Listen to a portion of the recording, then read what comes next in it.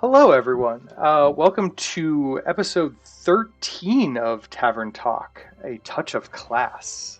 Today we're going to be talking about classes. I'm Ben, also known as Meta Mongoose, over on the Crit Cats Discord, and we've got a pretty pretty full crew tonight.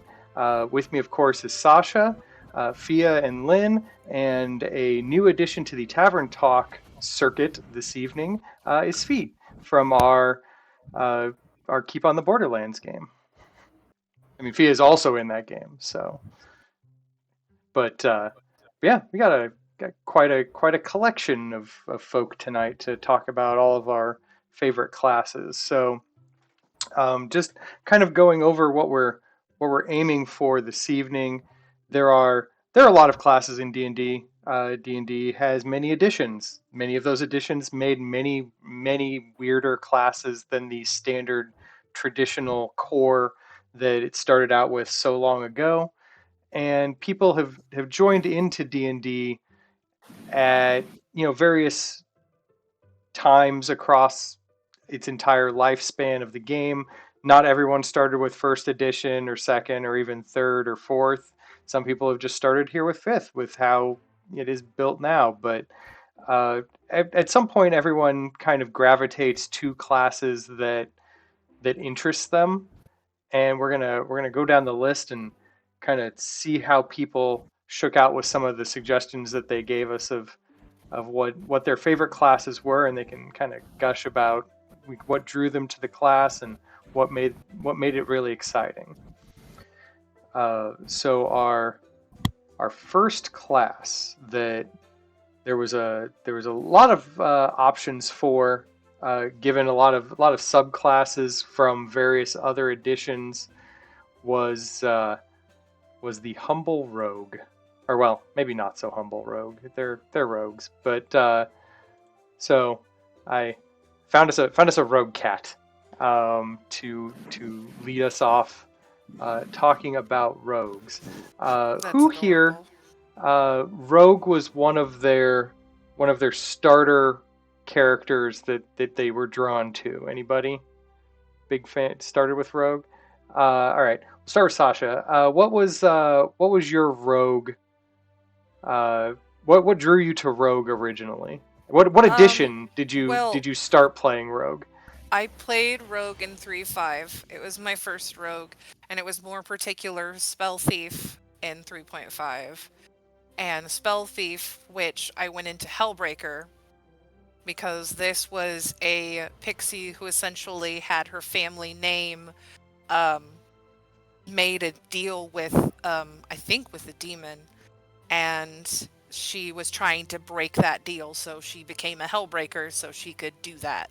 All right. So for those unfamiliar, because not everyone's done the third edition of D&D, so that was an edition where you had like a base class, and then that base class could spin off into not maybe a prestige class.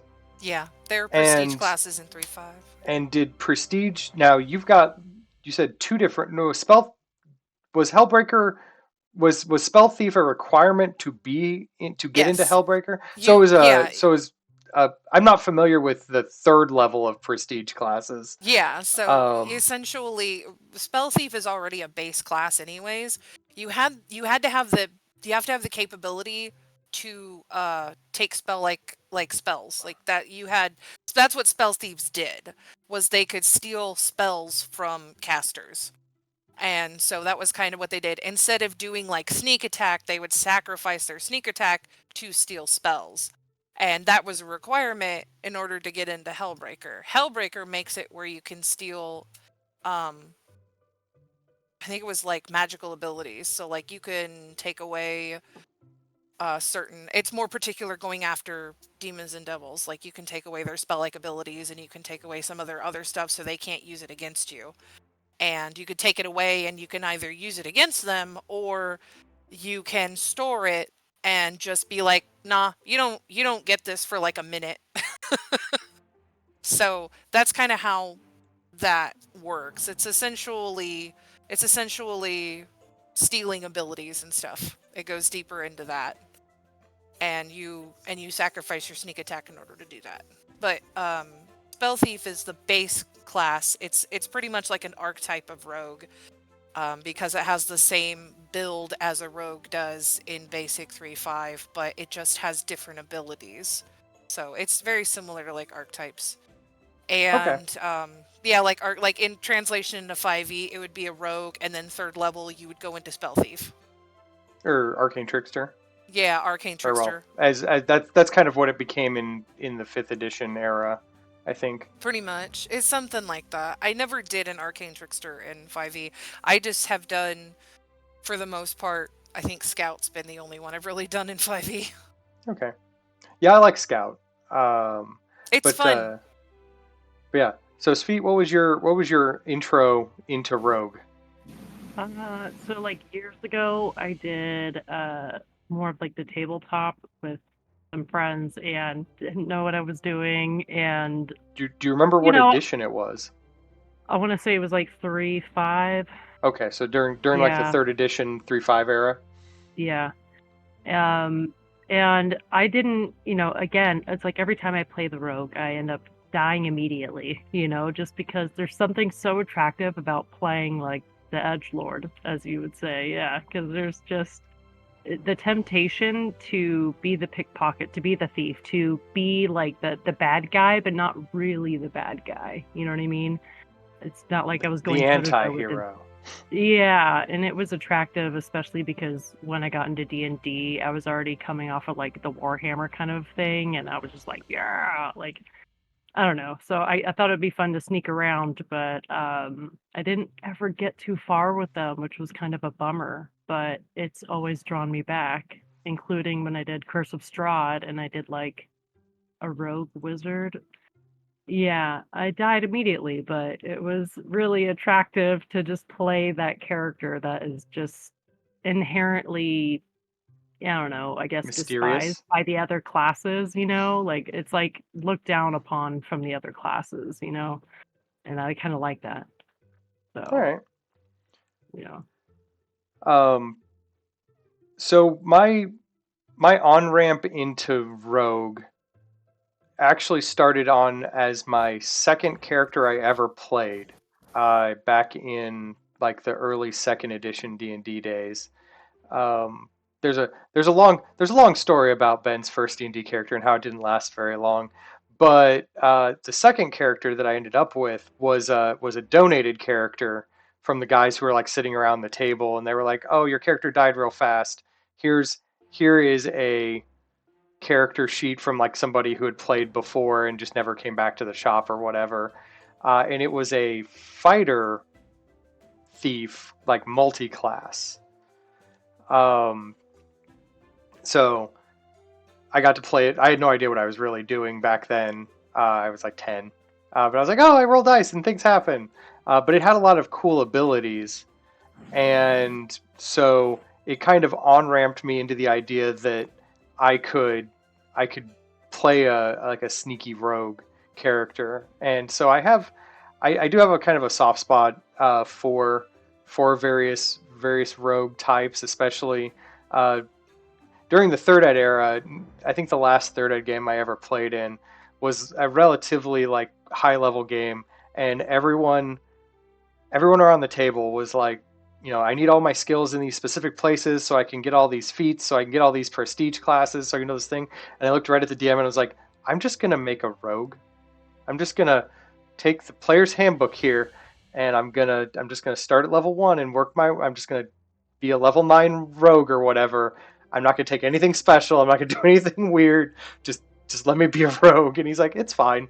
And it actually turned out to be one of the better mechanically put together characters, just because it was very focused in an edition where you could very easily get off track with like character building focus.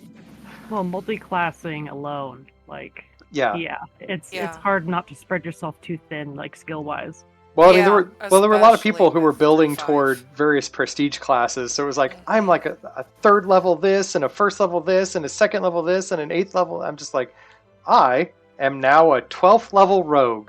When I stab you, I effectively do a fireball to you every time. because my sneak attack damage is more than I have 6-sided dice. Just name it. Don't touch this. Yeah.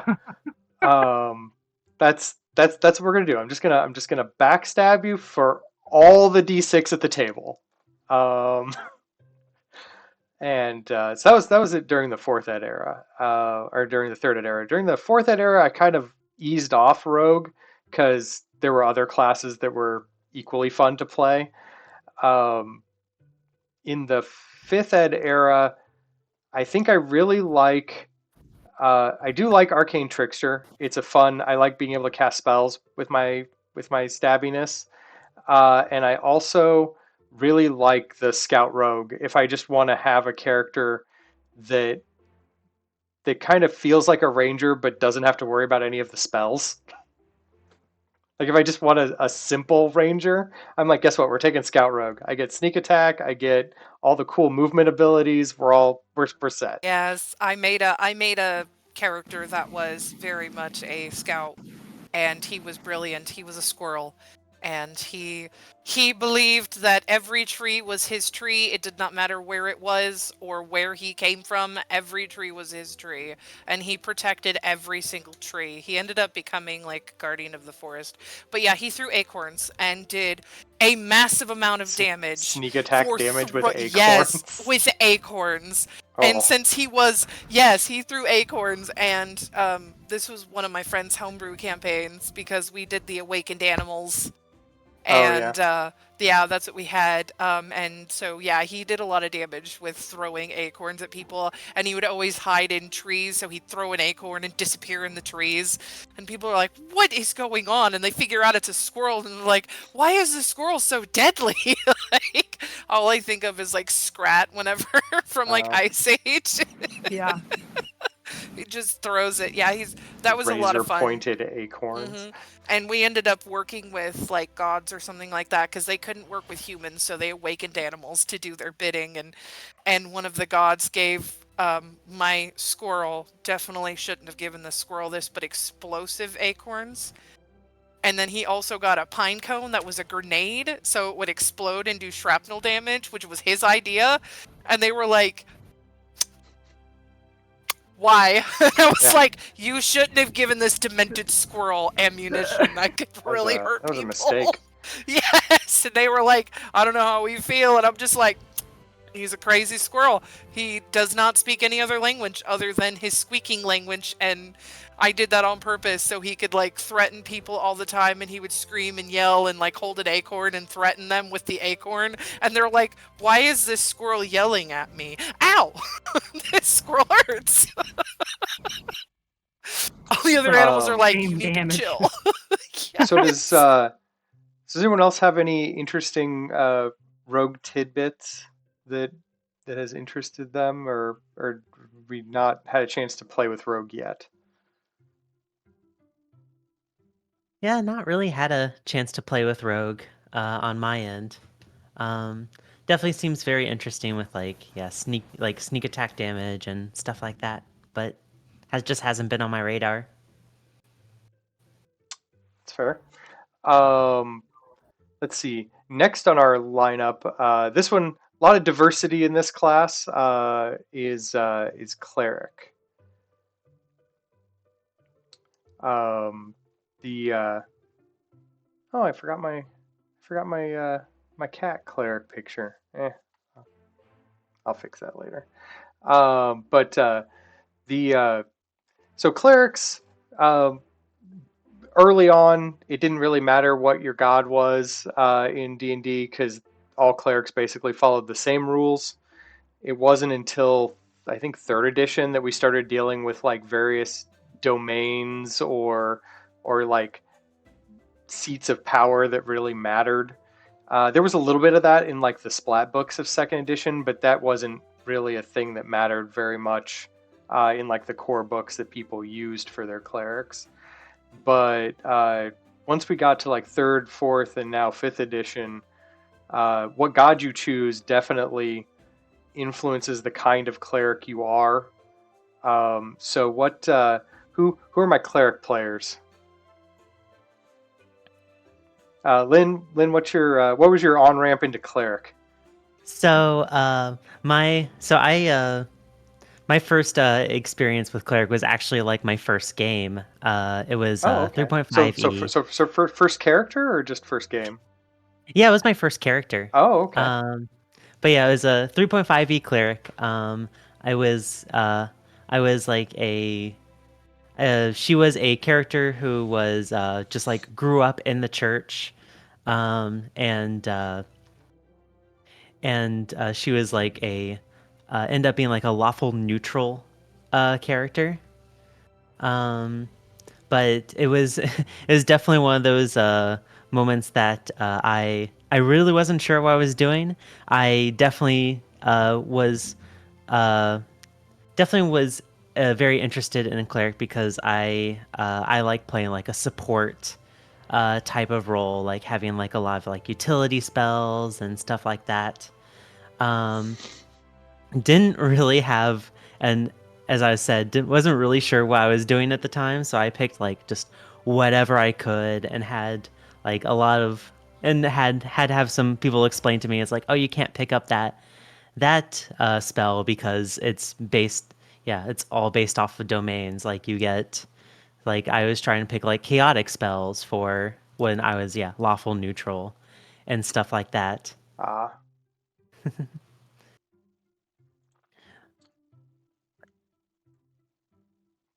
so that was your Um, so your kind of on ramp. So what drew you to cleric? yeah. Like what was your Um, what of all the classes to choose?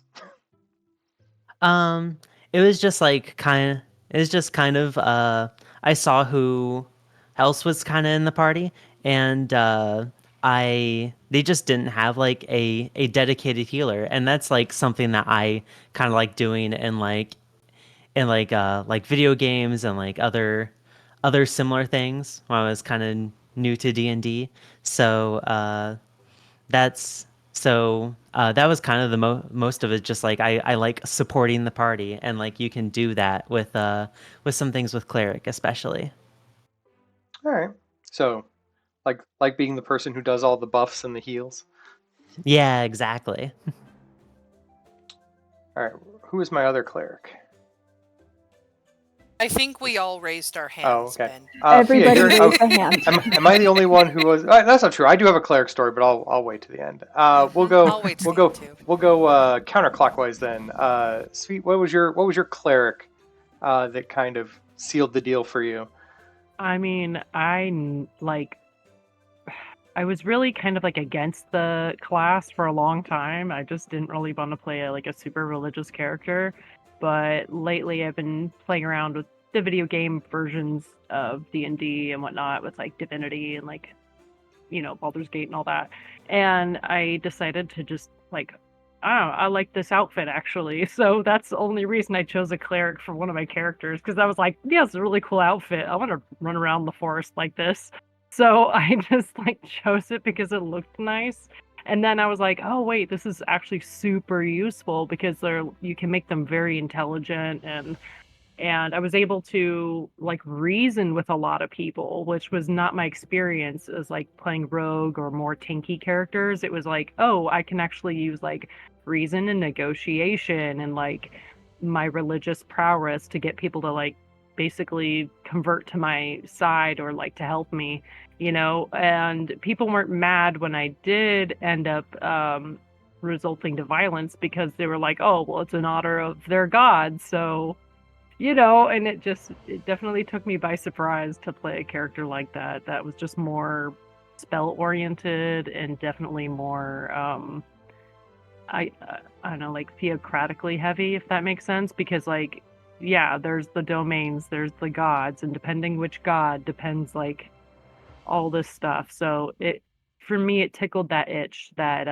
I get when it comes to like world building and lore and getting really deep into something. It really satisfied that for me because there's so much to choose from.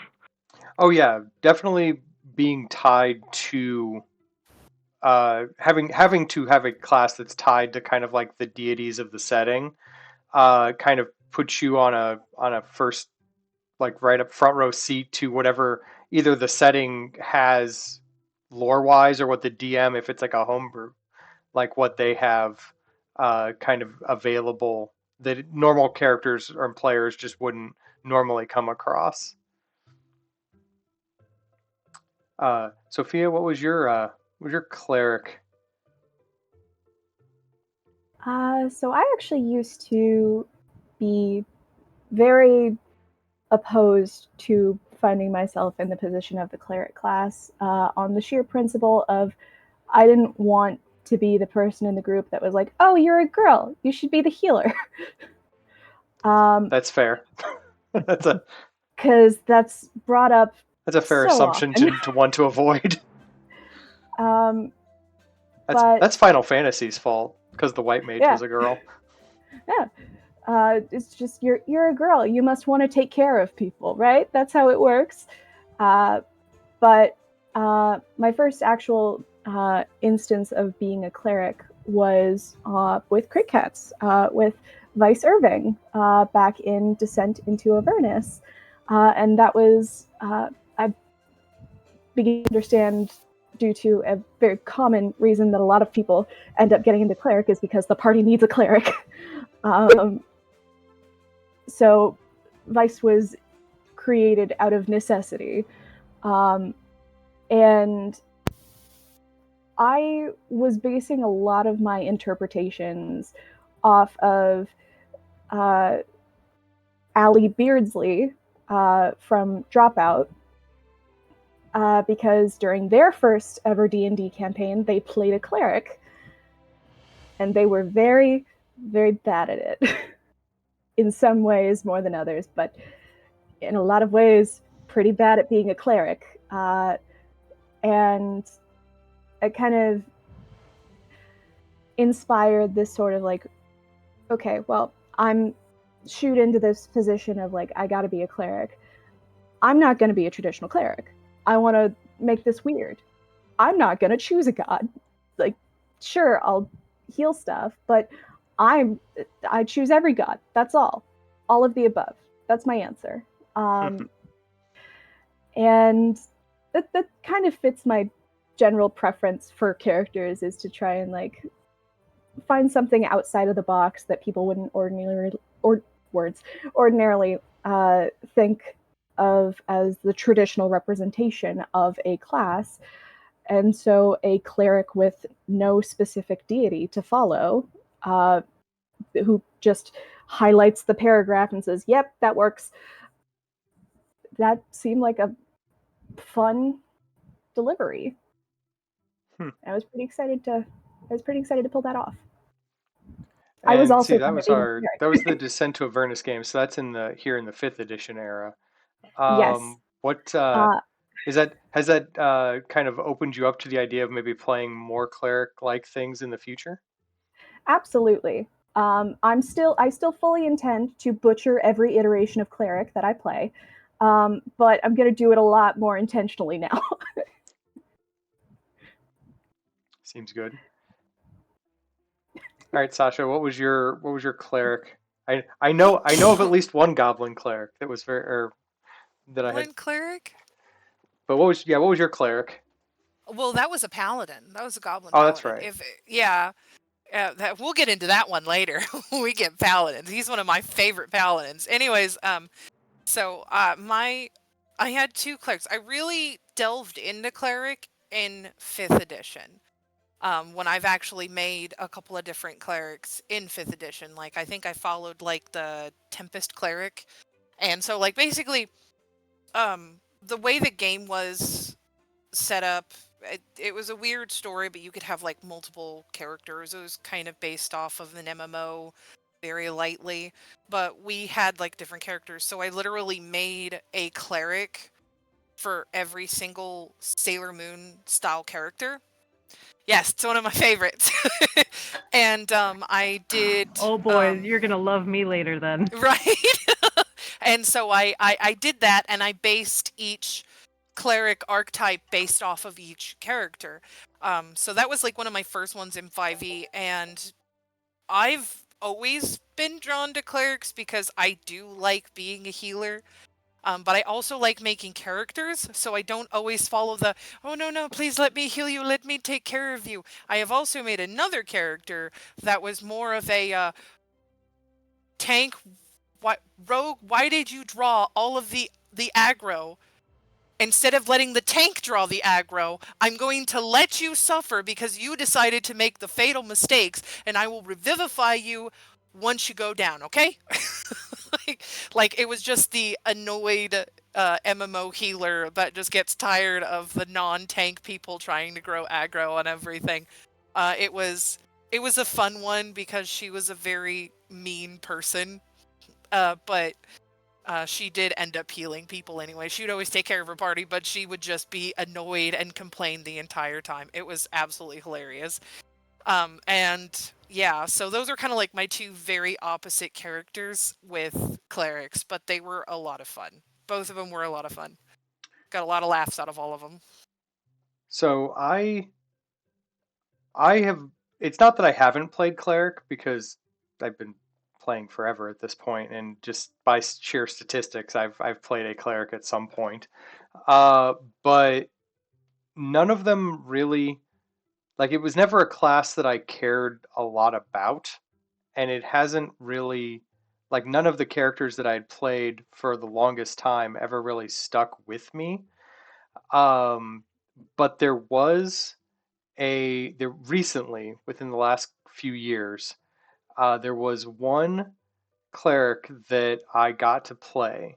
It was part of a pickup game at a local game shop that I had not really had wandered into before, and I had wandered in there for some other reason, and I was going to be kind of in town on like a specific weekday night that I normally wouldn't be for like a 3 or 4 month period.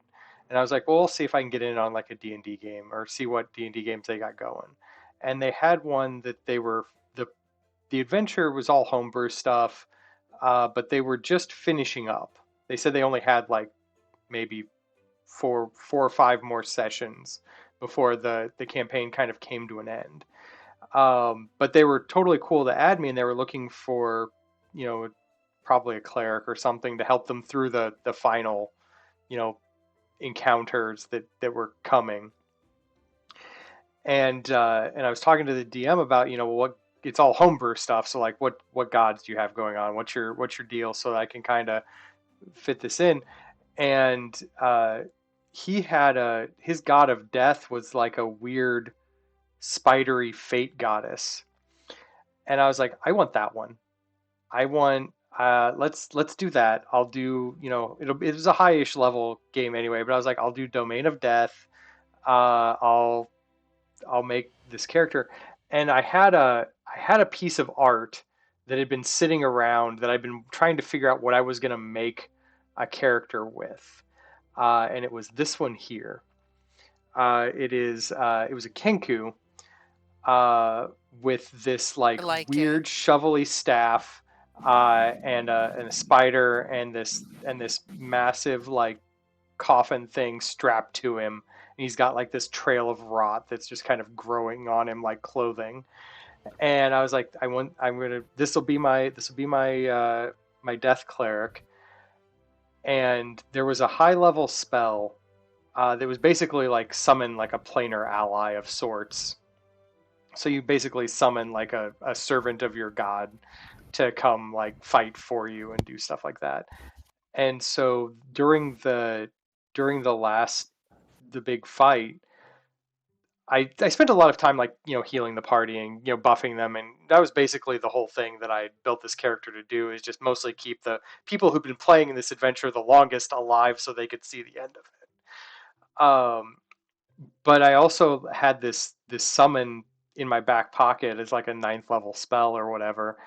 And like during the fight, while I was doing all the buffing and the healing, I'd be like, and and the the Kinku's name was Cry, and I was like, all right, so Cry gently you know, unbuckles the coffin and sets it down, and you know, was as I was doing my other stuff, like at the end of my action, I'd like filter in like these little flavor bits of how he would, you know, gently, lay the coffin on its side and, begin doing the locks on it. And at the end, when I got to the turn I was actually going to cast the summon, I did, and like the coffin opened up, this giant celestial spider crawled out.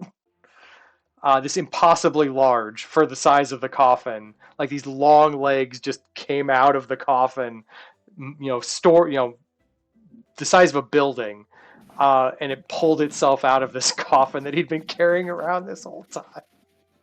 It's like War of the Worlds stuff. Yeah, and the players were pretty excited about this new turn of events because they spent like the first like 4 rounds of combat being like, "What the hell is this cleric doing?" Because I was buffing them and healing, but also doing this weird thing on the side, and they were like, "I don't know what's happening, but I'm very curious." And then I had a giant planar ally spider that divinely attacked the boss monster and had like a kaiju fight at the end. It was great. That's what I did with a cleric. And I don't see myself playing a lot of clerics, but I will always remember Cry. He was a great little cleric. I only got to play him for a little bit of time, but I had a great time with it. It's like when your deity is horrific. Yeah. It just gives shame damage on the rest of the party or whatever, like vicious mockery. You're like, ugh. Yeah, definitely. For those of you playing clerics, there are many deities in D&D that already exist that are pretty horrific. Feel free, the basic ones in the book are nice and all, but like I invite you to, if you're not really into homebrew but are interested in some other weirder deities, I invite you to go to like the Forgotten Realms wiki and just be like, tell me all of the minor deities, and then find one that's just really weird. And they obviously have a portfolio of some of the domains. You'll figure it out, but make a fun cleric out of it. Worship a god that no one really hears about very often. Make it fun. But yeah, so leaving clerics behind, onto wizards. The wizards are pretty basic. It's D&D. It's what we do here. We cast spells, make the dragons fall down. Who are my wizard people? Just Honestly, me? don't think I've ever All right. made a wizard. I don't think I have. You haven't? It's on the bucket list. So just out of curiosity, is the complicated, like, needing to manage a spell book and like study spells every day and whatever, what's keeping you away from wizard, everyone? Or is it just like you just like assume that that's just the class that you'll get around to because it seems like what's the hurdle here? I haven't. Yeah. Go ahead. I was just gonna say it's kind of just complex. I can't remember whether I was multi-classing with like a wizard or a warlock, but either way, there were spells, there was math, and I was like, like it's just a lot to juggle, 3-5 wizards, no. I looked Oh, at hard wizards pass and on 3-5 I wizards. looked at 3-5 wizards and I looked at it because people were like, yeah, you should be a wizard. And I looked at it and I read it and I was like, no, and just like casually slid that book away from me. Well, when your character requires the back half of the player's handbook. Yes. That's why I was like, no, unsubscribe and just push the book away. But in 5e, since everything's a lot simpler, I've delved into warlocks and stuff and sorcerers. I won't get into those classes, but it helped me kind of do it. I don't care much for like being a wizard. Like I'm not into being the student who studies magic and is like obsessed with studying magic and performing it and doing that kind of. I've never made a character. I usually make characters and then I base classes and races based on the character. So it was really hard to just find somebody who would just be a plain wizard. I don't know why a wizard seems so plain to me, but I think it's just not attractive for me. And I understand people that love wizards. Like, there is nothing wrong with people who love wizards or playing wizards. There's nothing wrong with it. nerds. So there's nothing For wrong real though. with playing the nerd of the group. There's nothing wrong with it. Actually, no. Lucky's a wizard. I mean, she was one. One of your versions is a wizard. Technically, Yes, you. Except she's not a normal wizard. She's just a chaotic, crazy one. Yeah, one of your versions of the character you're playing in my Wednesday game. She is a wizard. I forgot about that. Is a gravity wizard. No, time wizard. Time wizard. Sorry, because they use the chronomancy. Yes, because she has two siblings, big brother and little brother. Technically, little brother is the older brother and big brother is the younger brother, I believe. But anyways, big brother is a time mage, and through Lucky's backstory, Lucky has been shunted into all of the different timelines to be every single class. So that's what Big Brother would look at Lucky and go, I wonder what you would do as a paladin. And Lucky would be like, what? And then shunted into a timeline. And so I made her, she's originally a rogue. So I made her, rogue. And I made her originally a skill monkey. So she's proficient in every single skill. And the only reason I do that is because she quite literally has been in the background of every single type of class because her brother threw her into different timelines, and then she would go, oh well, I could do this if I'm not that, that's not me. So she was a wizard. I forgot she was a time wizard. She literally, it was a path that she looked and she goes, I understand the power now, and then she's just absolutely bonkers as a wizard. Although we did do in one of our recent combats, she did cast temporal shunt and it was successful, and I was so proud that it was successful. sent the enemy into a different time for a bit. And a time out, as it were. Pretty much. And I loved doing 5e. Kind of lets you describe the spells and like kind of more of the color and the flavor of the spell. So Lucky pretty much has like a clock that has arms with like white glove hands, and essentially like the clock will appear and then there's like a crazed white rabbit face because she's a white rabbit. She's a Harengon. And she's also called Lucky because she has a fake foot. She lost a foot. She lost a foot to an Enten an ogre mage, so the Enten ogre mage, and it needed a lucky rabbit's foot, and she was with her two brothers, so they decided to trip her. So she was the one that got caught, and this is not a happy family, and so she got caught and she lost her foot, and so she has a little metal foot on one side, and that's why she got called Lucky by her brothers, and that's why she goes by Lucky.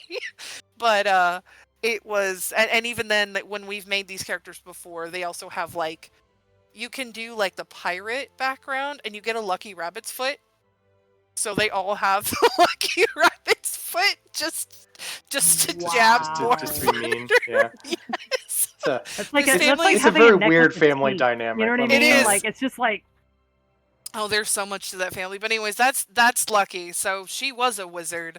I forgot she was. Kind of like everything, everywhere, all at once. Yeah.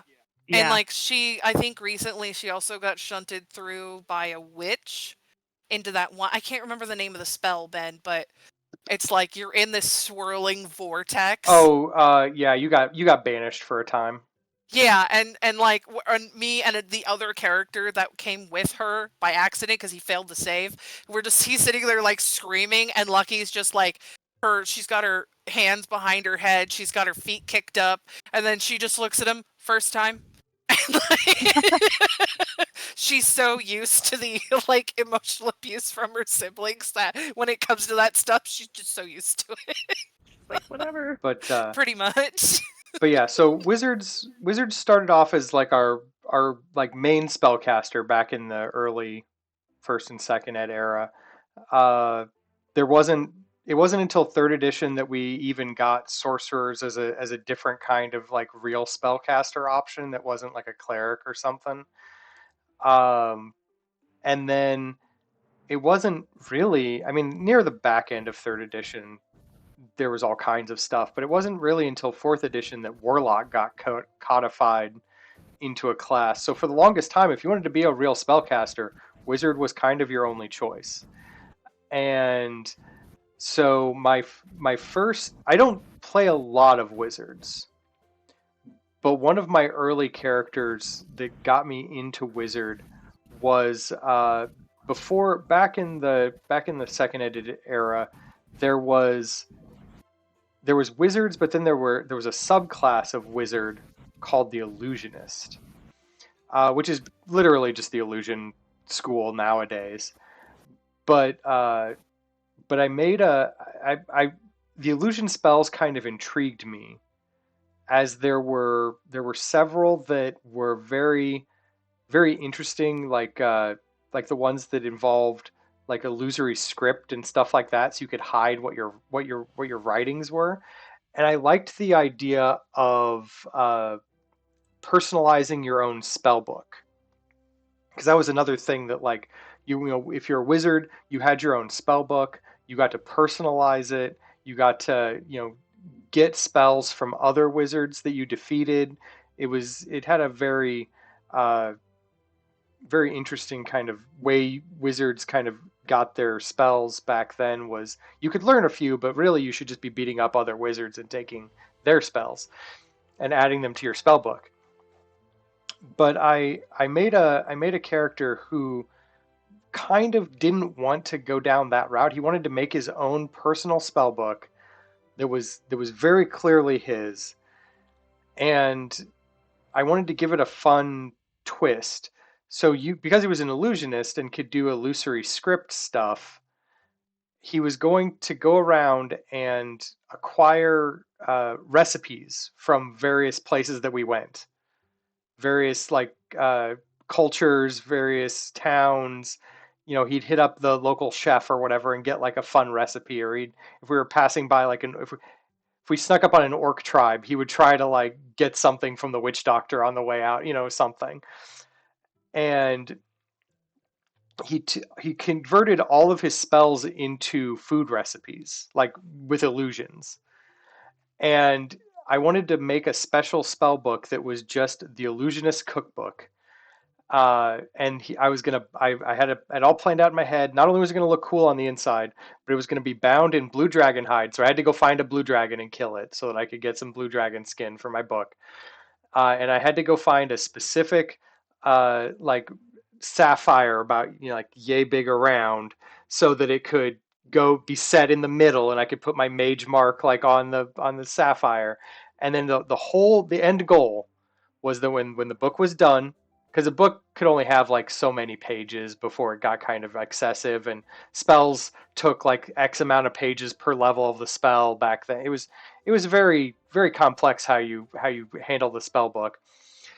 And I was like, when the spell book is full and it's done with all the spells I want to put in it, and it looks as cool as it does, he was just going to leave it behind in a dungeon for someone else to find as treasure.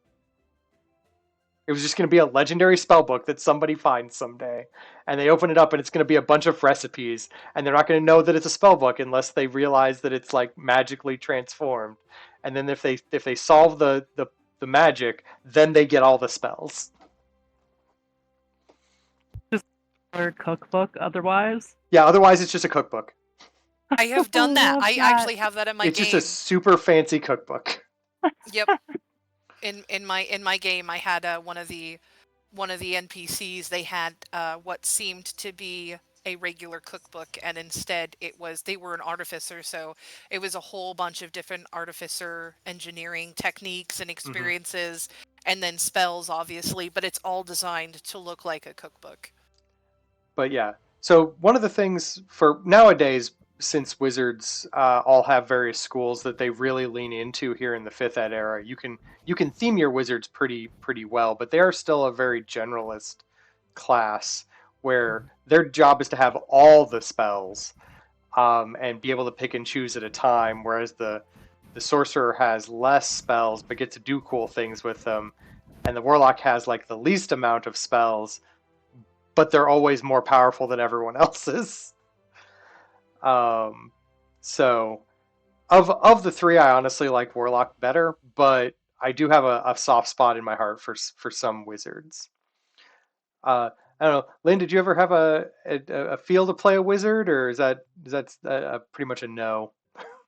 No, not really. I definitely like seems interesting and probably like on the list of things that I would of classes I would like to mess with. But like yeah, never really had the chance. All right. Well, next on our list is druid. So druid, it's been around since forever. Same deal. Been around since at the very least the early second edition era. Maybe even before that in parts. Was obscenely overpowered in the third edition era and has kind of begun to level off again here in the fifth edition era. Uh, in fourth, it was as balanced as it was everywhere else because everywhere was balanced in fourth edition. But they always seem to have a couple of choices, and one of them seemed to be the correct choice, and that was turn into animal and maul people. But there were other choices. There Hey, are casting. There's the casting spells druids, and I'm sure they're cool. But most of the time, people seem to enjoy the turning into animals and mauling people. So who are my animorphs in this group? All right, Sweet. What was your druid? What sold you on druid? yeah, that I could kind of be like a barbarian, but in the way of like, oh, I don't really like the odds right now as a human or as a humanoid, so why don't I just become a bear? A You know? barbarian, if you will. Yeah, it's just it's a lot more fun to especially because like morally is I tend to play chaotic or more neutral characters. So it kind of played more into that where it was like, well, I'm a wild animal right now. Like, sorry if I accidentally scratched my ally. You know, like you're in the way. And when it's like when the barbarian and the druid taking wild shape like get together, it's like rage. Yeah. Yeah, like just chaos, but I really enjoy it, you know. Yeah, I think just the fluidity of it, being able to, yeah, you could go more spells, you could go a little religious if you want to like protect the forest kind of a thing or whatever. You can go more dark, underdark kind of thing. Like there's ways to kind of influence it, which I really enjoyed. And like the rogue, it kind of feels like the anti-hero, you know. Like it's like the Your bad your guys allegiance is wizard more to the land than the people living to the on it. people, totally. And I identify with that, honestly. Just like as I am going through life. I'm like, oh yeah, there's a lot more natural scapes I'd rather be around than people. So yeah. All right, Fia, what was your druid, or have you played druid yet, or just drawn to druid? I have played one druid for a very brief period of time, but I still hold her very dear to me. Her name was Heidi, and she was an awakened opossum. Um, I like where this is and going. I love it. she lived in an extremely like densely populated urban area. She lived in a box, and she was best friends with a homeless man who also lived in a box. They were neighbors, and they just got around together. And So The there junk was your neighbor koala. then. yeah, basically. And she was like an inner city druid who was just like super gross and icky. And uh, Love it. um, I love her. She's great, and she was also like a little bit pristine because like she specifically looked a little bit like a stuffed animal. So like she had the cute factor, but also she wore like a little tiny set of spectacles. That's Not that she adorable. needed them, but she just had them. um, Pulled them out of the trash. They look great. Yeah. yeah, and I got Fierce. even though I didn't play the character for long, I got really invested in Missing her. a lens. Uh, I got really invested in her, especially the concept of like this wild animal that's like so in tune with nature, but at the end of the day is still just a very wild animal. Um, and will resort to like biting you and potentially spreading rabies. Not that opossums can spread rabies, they specifically can't, they are immune to it. But just something that goes apeshit when all else fails. They have a wicked hiss. Yeah, they're great. And the whole play dead factor was a fun implementation that I wanted to try. And Disengage. I was so pumped to play her, especially considering the fact that like a lot of D&D campaigns can utilize, like longer campaigns that is, tend to utilize time skips, and opossums typically only live for about 2 years, so she would have been somewhat short-lived, but she would have gotten weirder as time went on.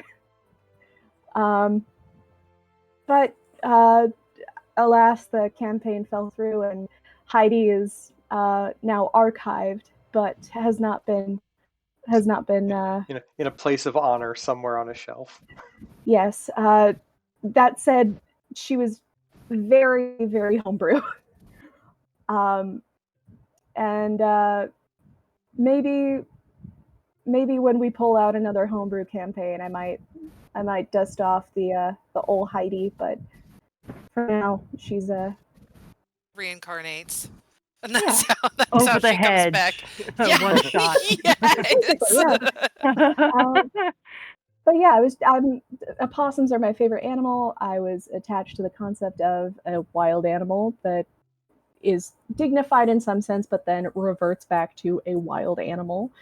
And it was just another instance of me trying to have fun with stretching the domains of a character class.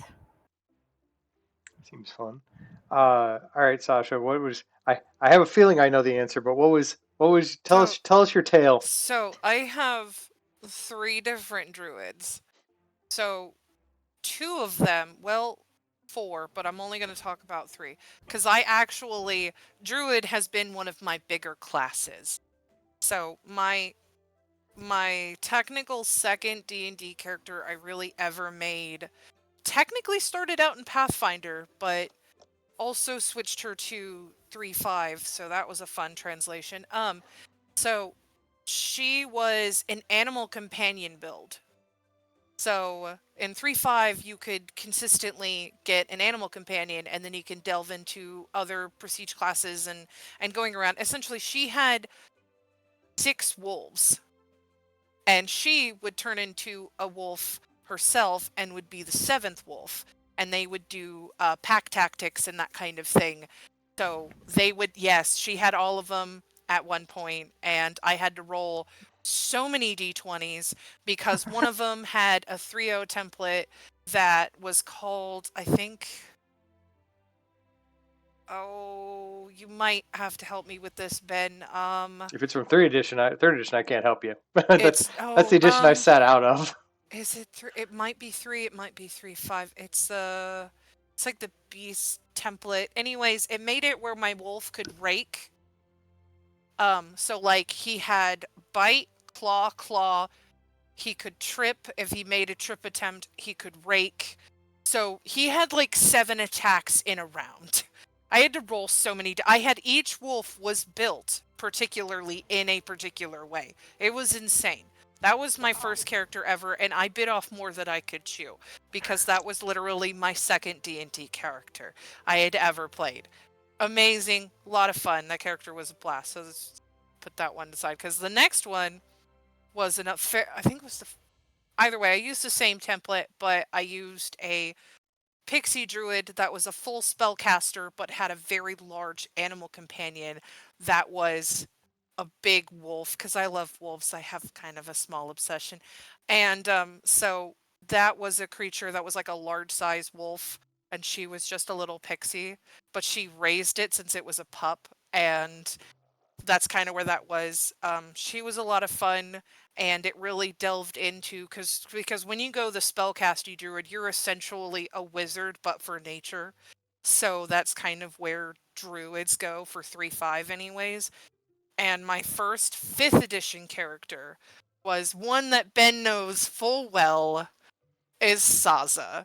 Saza Goblin Flara druid. is a goblin druid that was absolutely perfect. And Also an urban druid of sorts. she kind of was. She lived in a barrel under a She river, lived under in a a barrel bridge, under a bridge. in the She middle lived of in a barrel. Waterdeep. And when we essentially we went through Dragon Heist.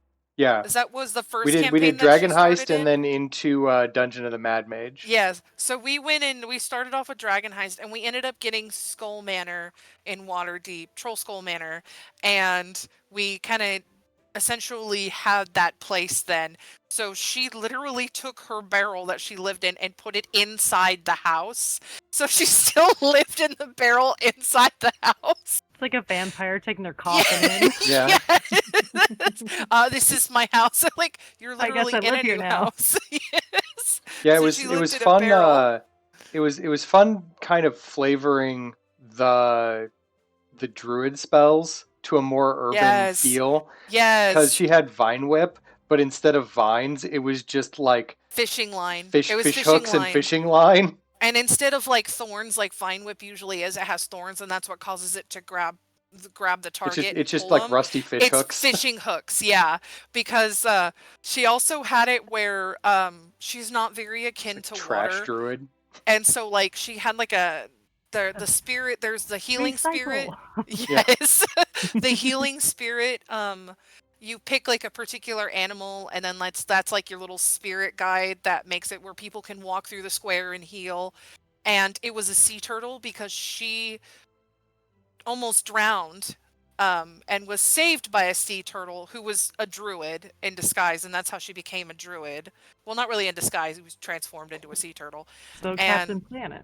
Yes, and like saved her and like taught her how to be a druid in Waterdeep. So, yeah, she was quirky, she was funny, she was really, really wise, but like she was like street smart, but she wasn't book smart.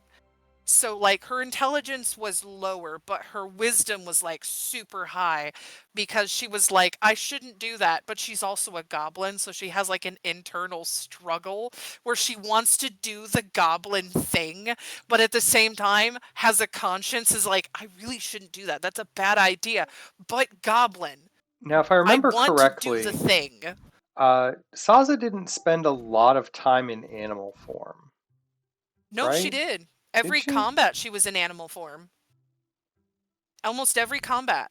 What animals did you turn into? The first one was a dire wolf. Because Quinn was their best friend and did the what we call the ass slap of fire breathing. Our pyromancer. Our pyromancer, which is the sorcerer solely based on fire. Which I think was the Phoenix sorcerer. Yeah, it was like I think is Phoenix what that Soul sorcerer. Yeah, but anyways, they could transfer it where somebody can get fire breathing. So it's the dragon always.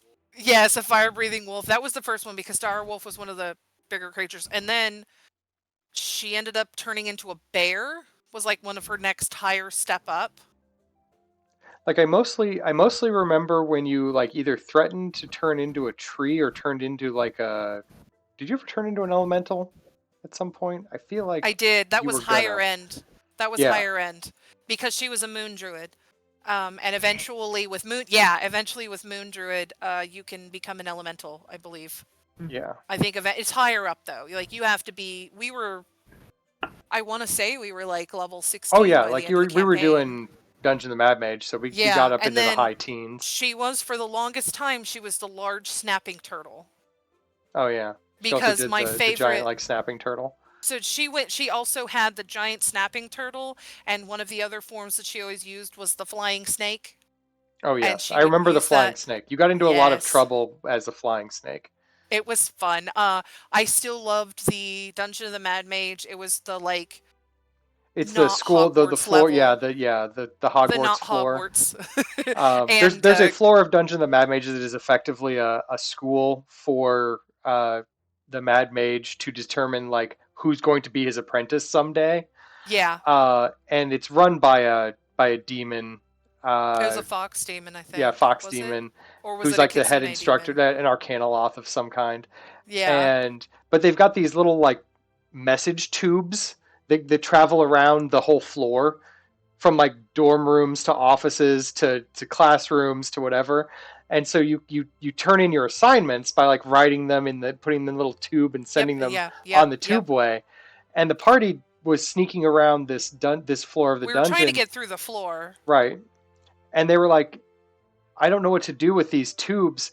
So Sasha turned into a flying snake, got in one, and they sent her down the tube and So it was really great. ended up in the fox demon's It office was really great because they were turning in homework.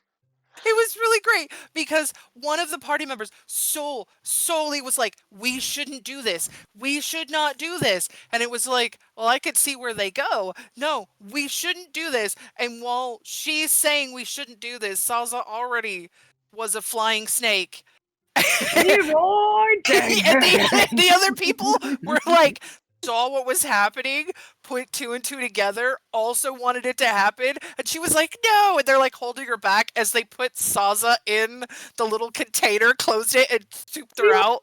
And so like we were trying, I think they were trying to turn in homework, and then that's what happened. And then she was like, oh, I'll just come out and like kind of like be like, oh, I'll come out of the container and then be there Sneak and around. sneak around and then be like, oh, It here's didn't their work out that homework. way. No, it didn't, because she rolled around because she couldn't see. So She couldn't get like, out of the container. yeah, I couldn't get out of the container, so she's like rolling around, and then like the demon comes in, and then she's just like, oh, and then she rolls again and thumps into the table, one of the table legs, and then he looks and he picks her up, and he opens the container, and then she slowly starts putting her head up, and he just goes, nope, and puts her head back down and closes the container, writes a letter, puts it in the tube, and sends it back, saying, my please don't God. put your familiars through the tube system. So I was like, oh, thank God they thought I was a familiar. Oh, I'll take that. And this was like the goblin moments, because there was another time we had to face like troglodytes, I think. Yeah. I think it was troglodytes, I think troglodytes had like a statue, and they had like blood prints all over it. Like they had like bloody handprints all over it. Or was those goblins? It was Or no, it was wasn't the something goblins. like that. It was oh shoot, I've now forgotten the name of them. The fish people who Yeah. create See, their I own was immediately gods. connecting them with troglodytes, but they're not. Yeah. But yeah, so I know like what you're talking they were about. they were like Yeah. bloody handprints all over there, and like Saza like stuck her finger out because she wanted to do the goblin thing, and then like another player just like smacked her hand, and she's like, let me be a goblin. Let me do this. And it was great because every time there was that kind of small thing, it would be like they had to babysit her, and one of the people, she'd like ready to do the thing, and they'd be like, no, Saza, don't do that. She's like, no. But let me do the thing. no, Yeah, you've had some pretty entertaining druids. my favorite, my favorite, I will say this last one because it is my favorite combat that Salza has ever done. We faced like this weird spinning top thing that like shot out lightning, and in one of the other levels, well, that's besides the like tragic druid story where I couldn't turn into dinosaurs because of it, but the combat was this weird top spinning thing that shot lightning out, and we were just getting beat by this thing. And Saza had said, I've got an idea, because we were like in a cave and they had like stalactites up at the top. So Saza proceeded to turn into a flying snake, fly all the way up to the highest like stalactite part, turned into a goblin, held onto the stalactite for dear life, and then was like, bring it over here. So they proceeded to lure it underneath it, and Saza on her next turn let go, turned into a large-sized turtle, and used the momentum and the weight to slam into it and be Like on shell top of it. first. Yes. And just went boom right on top of it. I use this druid as the most wackiest form of combat, and it was very entertaining. I think, Ben, you had a lot of fun with the things I would come up with in Oh yeah, combat. no. Oh, there was also the weasel where Yeah. she got thrown as a weasel by our barbarian. I think there was like a drow on the roof or something, and she was a weasel, and she climbed into his hand, and then she was like, pointing, like, throw me up there, and all he can hear is squeaking, but she's like, throw me up there. So he's like, okay, and like threw her. And then she turned into a honey badger as like a quick try to attack, and it missed, which was beautiful because the guy just sees this badger coming towards him and just sidesteps because I missed the attack. It was Like, no, thank you. Unsubscribe. It was literally like lifting an eyebrow and moving to the side. But those are some of my favorite druid I've moments. While I've enjoyed running games for druids, I have never really felt the need to play a druid. They're sort of they're sort of power source magic and theme of just turning into animals all the time. Never really spoke to me when I had mostly just other options. And for a while they were often like the substitute for like the party healer, and like I said, clerics aren't really my bag either, so I just haven't really done a lot. Lynn, have you ever been tempted to be a druid, or is that just not your bag of tricks either? Not really my thing, no. All right. Well, in that case, moving on to our next one, Bard, the one everyone likes to be, or so I'm told. Hey, Bard, you're muted though. Sorry, I was shoveling food into my face, Oh, and then I heard the word bard, and I was summoned. you were. Huh? Well, here. Someone say Tell us something? about what started you on the path of the Bard. Well, the first thing I did with a bard character, it was the first D&D character that I got into during my senior year of high school during COVID. And their name was not, I didn't mean to do that.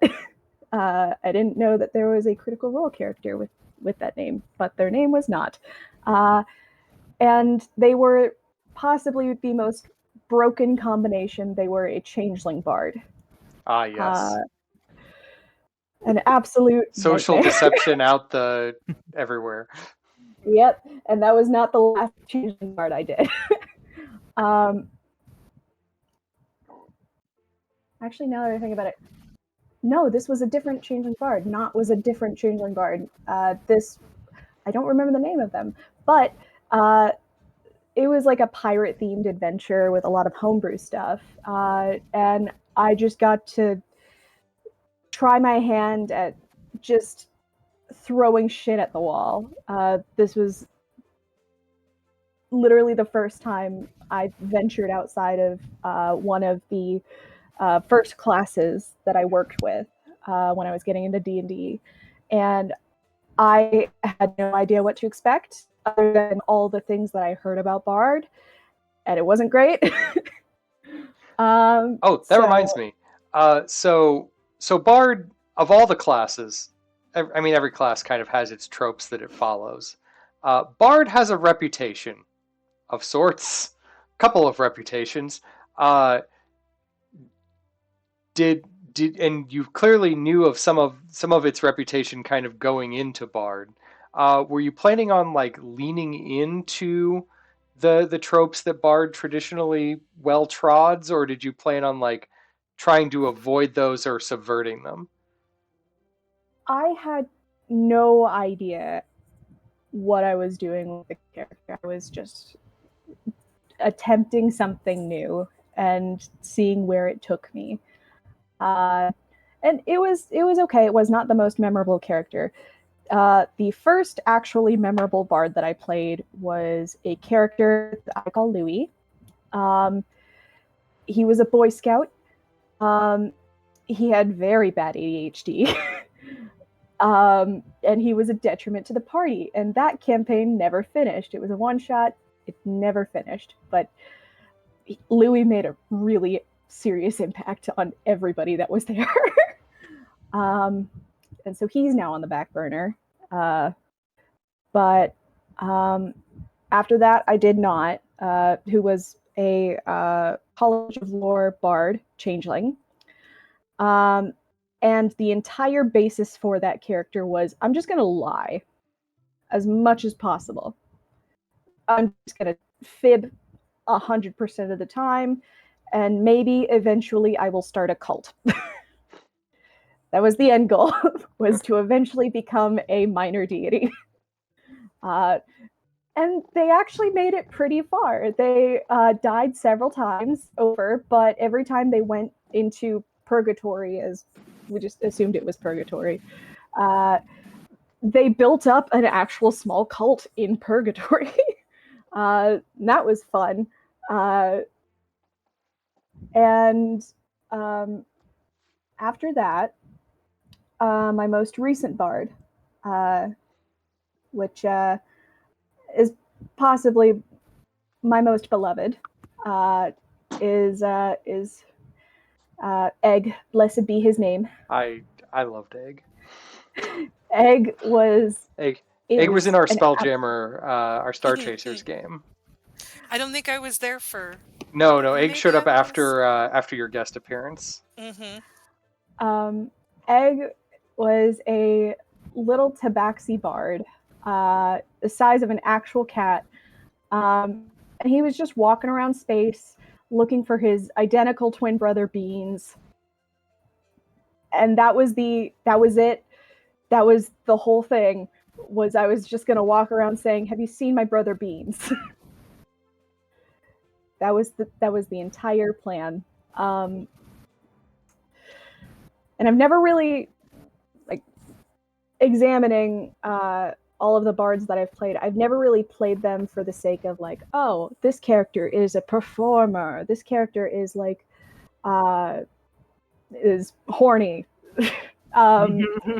You've narrowed down the two things bards are traditionally good. Yes, this character they're either the social face of the party, or exactly. they are the problem of the party. Yeah, I've always gone with bard as more of a storytelling character. This is a character that talks to people a lot and that will move the story along, and that I can just do aggravating shit with and have the time of my life, and people just have to deal with that. And it's always fun to play a character that has such significant impacts on the worlds around them. And I just happen to prefer College of Lore Bard because you could get access to wizard spells, which is probably the reason why I did not play wizard as often as I could have. But yeah, I've played some pretty kick-ass bards, and that's cool. Yeah. Let's see, who else were my bards? Sweet, what was your bard? What got you into bards? Oh man, so I've done a few of them. I've done mostly homebrews. With them, I ran like more text-based ones over the pandemic with people online, and made action very slow. Let me tell you that. But it was cool because so one of the ones we did was more diesel punk, steampunk kind of era. And so I did mine as this like half demon bard, but she ran like a nightclub and took in information and persuaded politicians of the area to give her information to then use for like advancement of the it's like political like an tree. information broker of sorts. Yeah, but using the cover of being an entertainer and a hot person themselves, as well as having all of these dancers and performers and stuff, all always surrounding them at any given time. So just it was kind of fun to kind of play like the femme fatale kind of version of a bard without really like actually flirting or seducing anything, just using it as like a cover or a tease to get information, you know what I mean, for other party members or other things going on. So that was really fun to kind of dive into, because a lot of times people think of like clown immediately when they think of the bard, you know, or like the Harlequin jester, right? So I really enjoyed kind of taking it that direction, you know.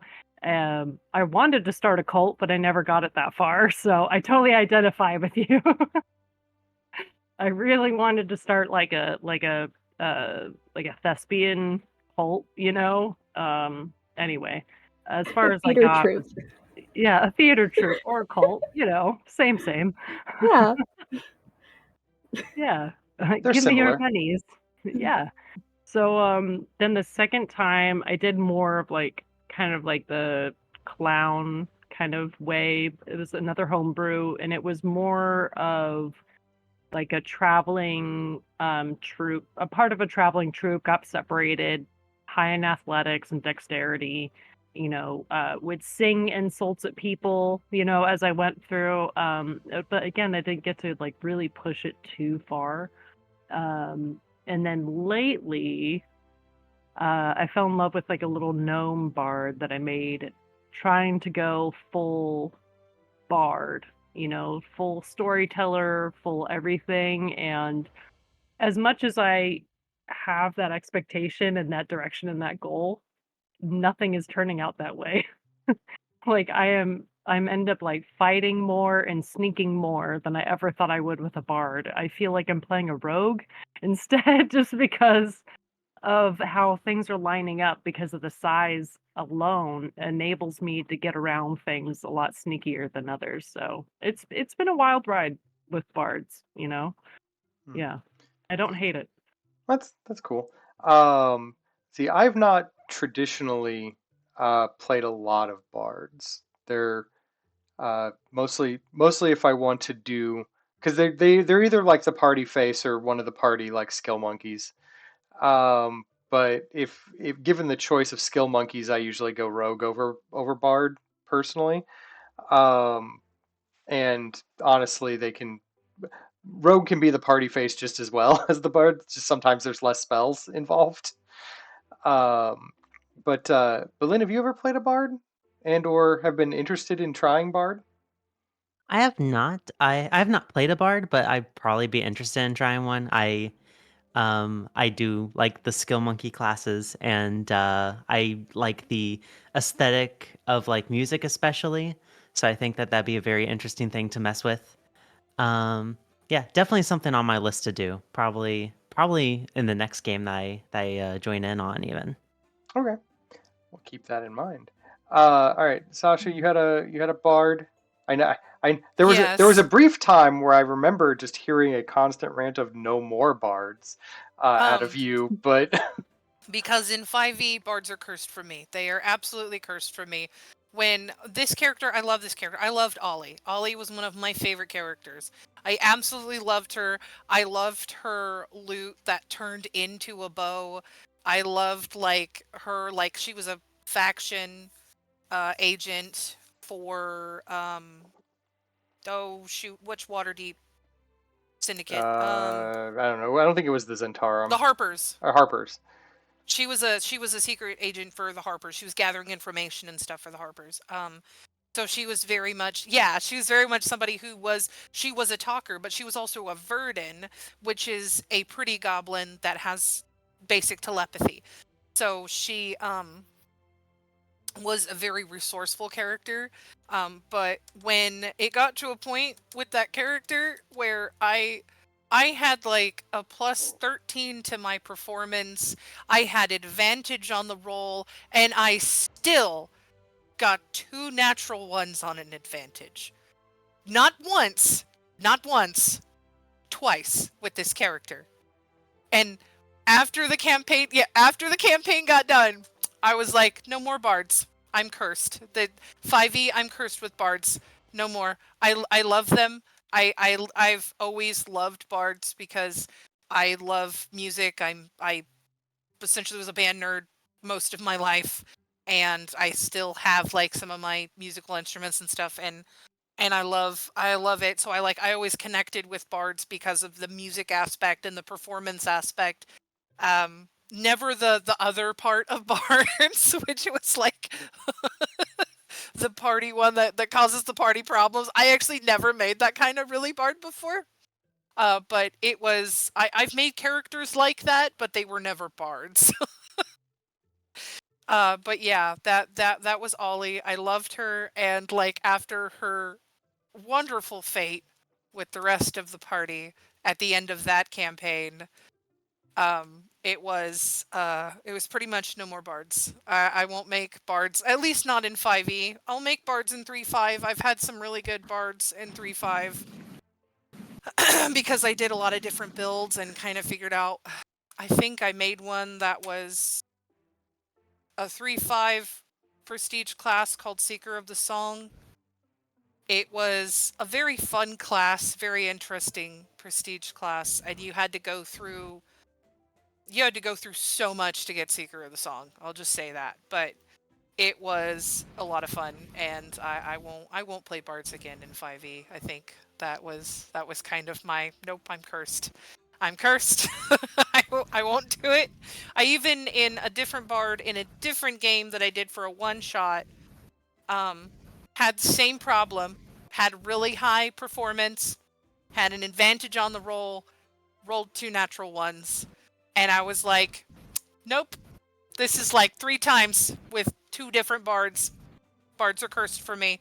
Not making bards again.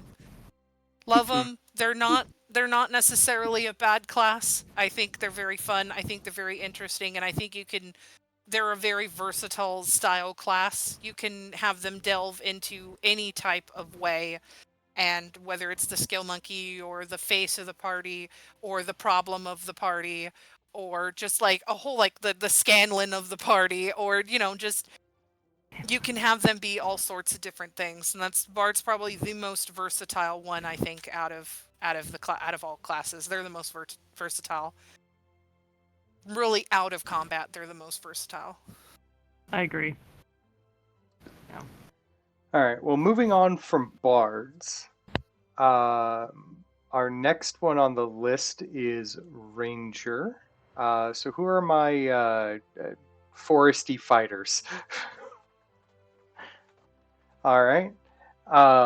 So Fia, tell us what draws you to what has traditionally been the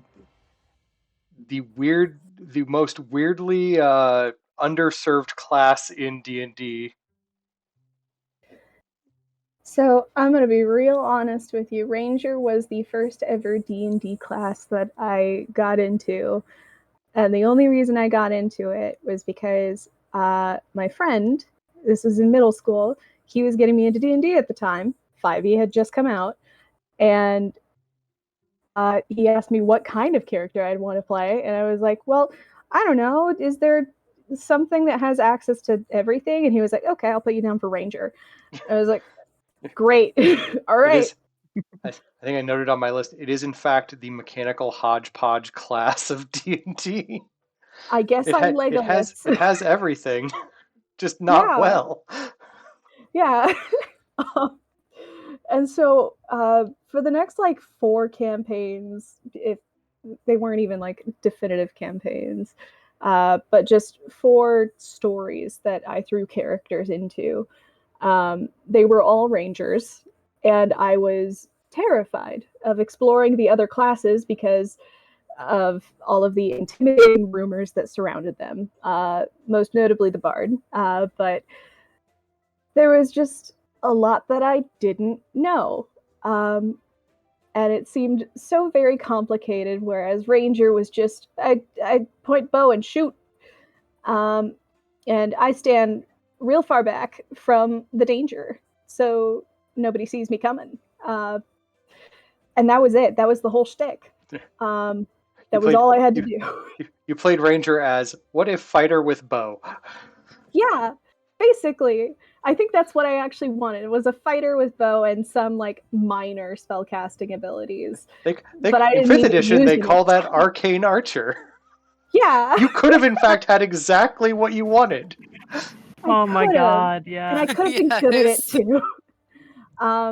And it wasn't until a DM referred to a video that I can't remember the name of, but it was very, very popular, referred to the class as racist, that I was like, oh.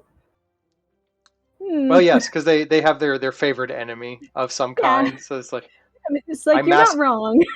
But I genocide how? the orcs. I genocide the goblins. Yeah. You're like, maybe tone that down a bit. Yeah, it was I was playing it so very traditionally because that's all I knew how to play. I didn't understand that there was like, okay, I can deviate from this.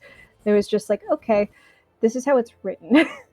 So I'm gonna try and deliver on that, and it didn't go great.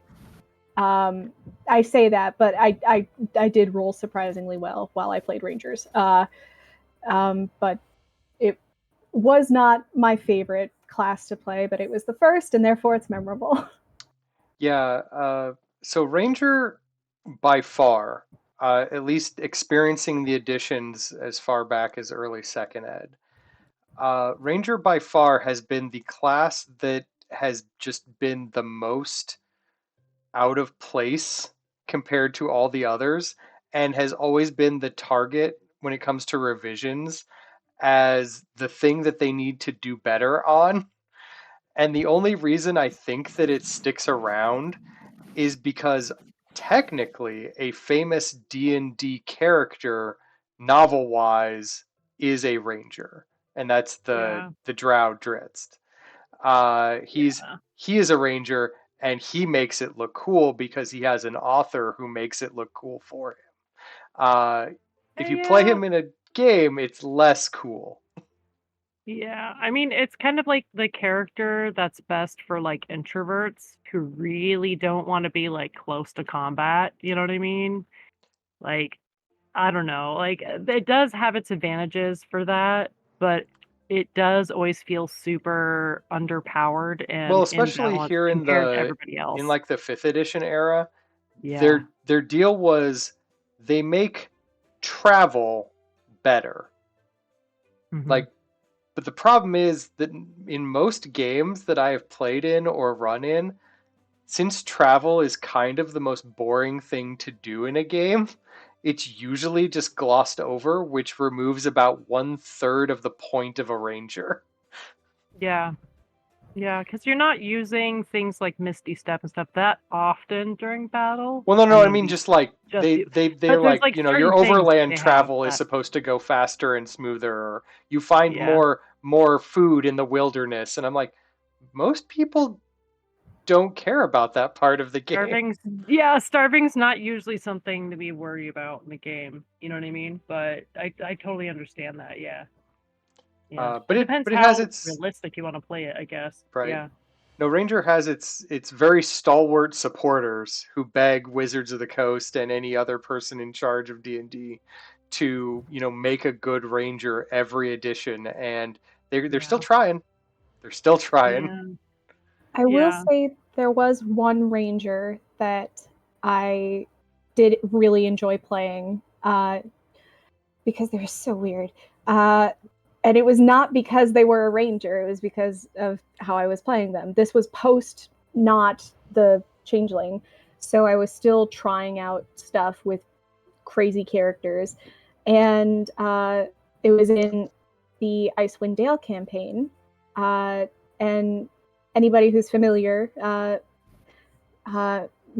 may have received like a secret from the DM. Mm-hmm.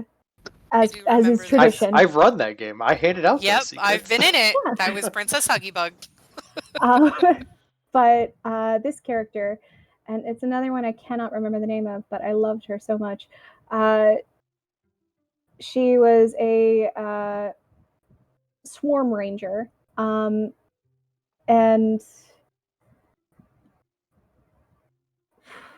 she was raised by Yetis, and so I could just invent shit that Yetis do.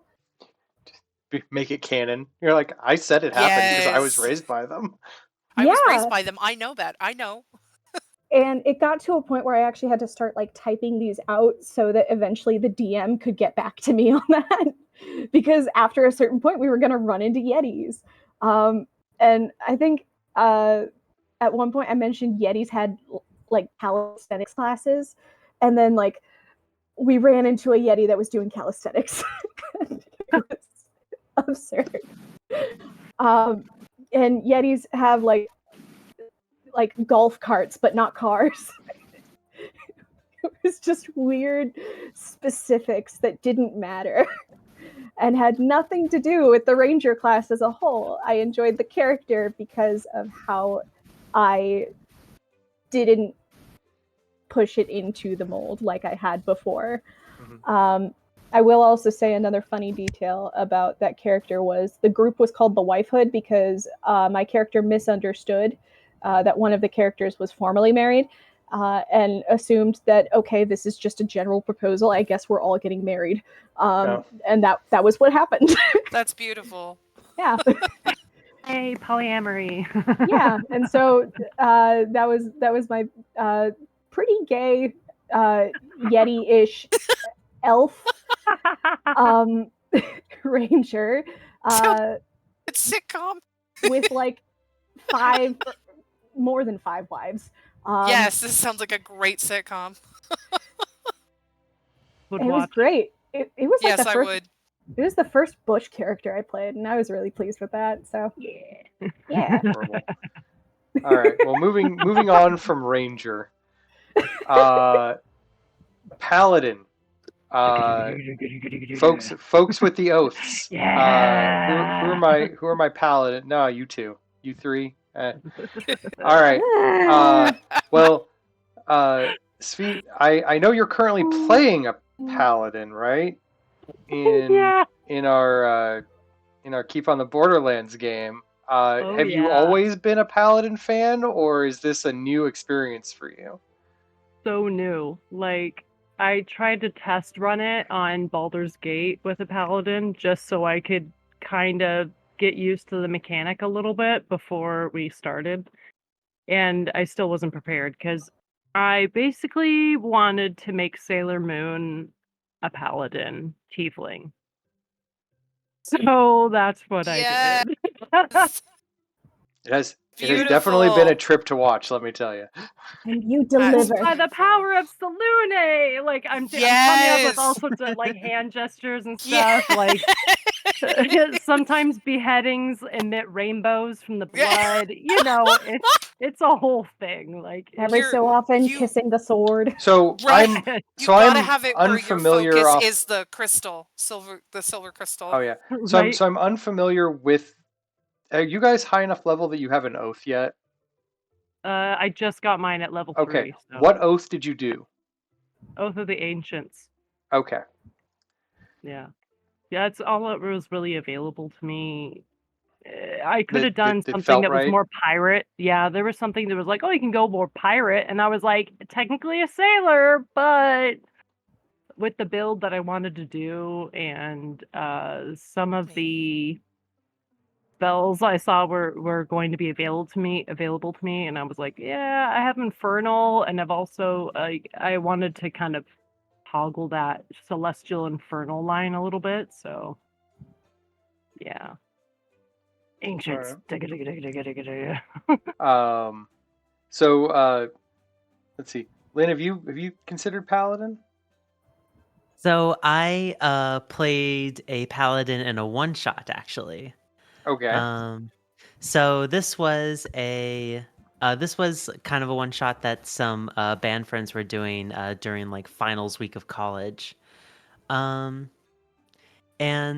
nothing like too special really happened, but it was like kind of the first, but it was like my first like time like really doing like 5e stuff, going from like 3.5 to 5e. kind of got sold on like that's just like way simpler than 3.5, which like makes a lot of sense. Uh, is is very interesting because I had like back-to-back encounters where one I basically got to like down to my like last health point, basically tanking every single hit for my team. Um, and then like immediately after like healing up and going to the next fight, had like a like what the DM planned to be like a really big encounter. And I right before this I leveled up and got smite. And so I decided to I was like point blank against this against like this really big like shadowy being that we didn't get a bunch of information on because I decided to go in with all of my might swings just to like see what I could do. I got a crit, and every single die I rolled was like was just like max roll. So I completely one shot this boss, and that was, and everyone's just like, all right, well that was most of the night planned. And while the paladin character wasn't really super memorable for me, it was just incredibly funny to see like the DM's just expression for just getting for just basically like doing max possible damage against this encounter they had planned. Hell yeah. It's like That when is divine what they do. smite, radiant damage, and like everything lines up perfectly. It's like, yeah. Hmm. Um, let's see, Sasha. What? I know you've got some paladins in your roster. I've got I mean, besides the one that we did for the owlbears, which I loved him. I wish I could delve more into him, but Oh, uh the yeah, Dragonborn one you cuz had for Alba Run. he was very much bard like, as he was a person who always told stories and was upfront and was always like wanting to be like the center of attention by being on the stage and telling stories and telling people of all the adventures that he's had. Like, he loves doing that kind of thing. um I really liked him that way. And then also when he did combat, he was very much must protect small, and like always wanted to protect his party members because he really felt that was his duty. But my favorite paladin that I've really ever had is Droxus. Droxus is a goblin paladin. I love You goblins. have a lot of goblins. Like I have a lot of a goblins, majority of your but characters are In the goblins. pattern.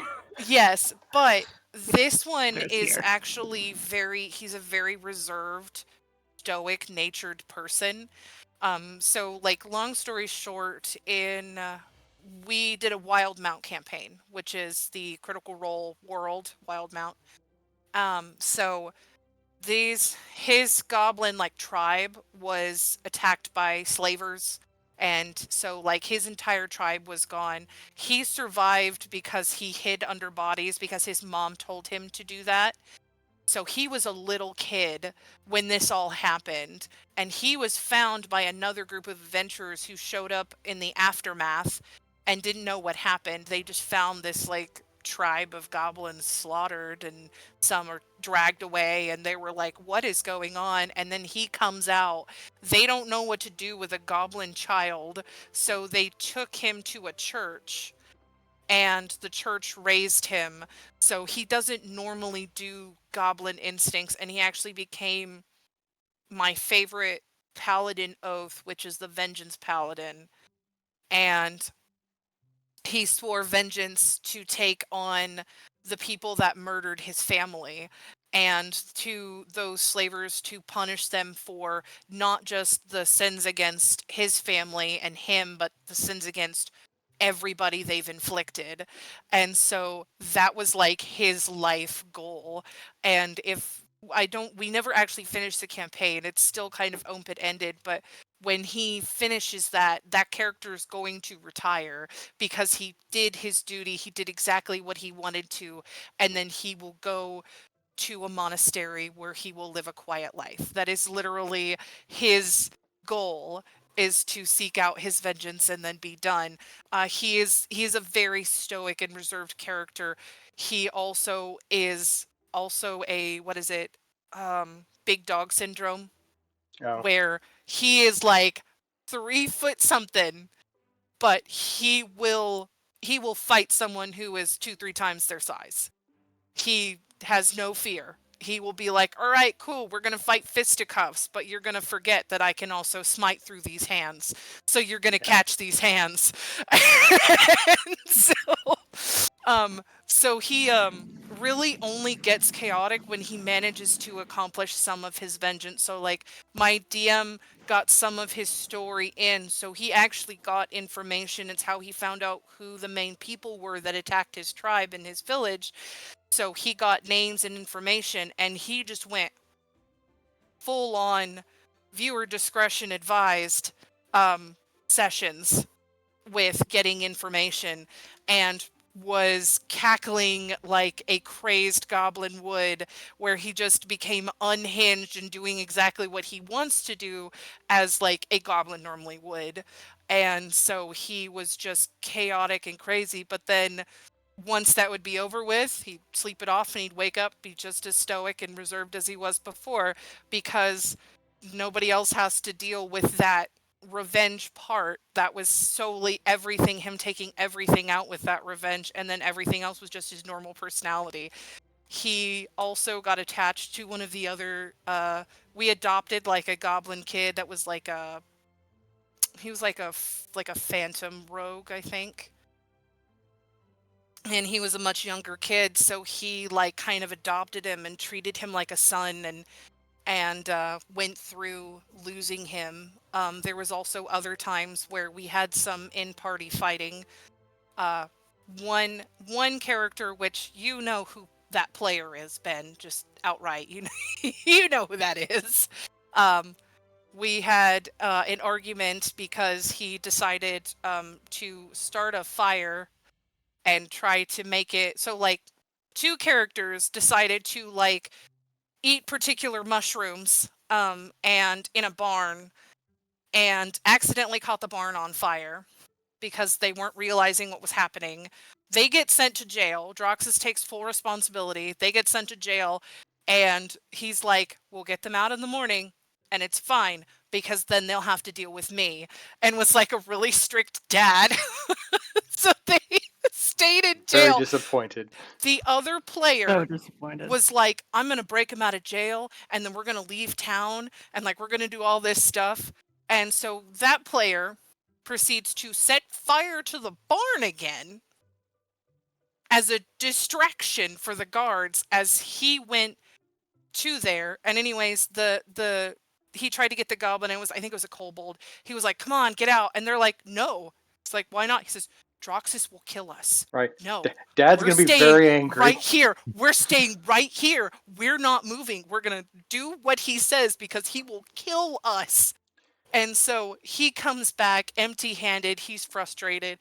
And Droxus is trying to like save it, trying to get water to put the fire out, trying to help the town, and doing that normally. And then he shows up and they have a little bit of a banter.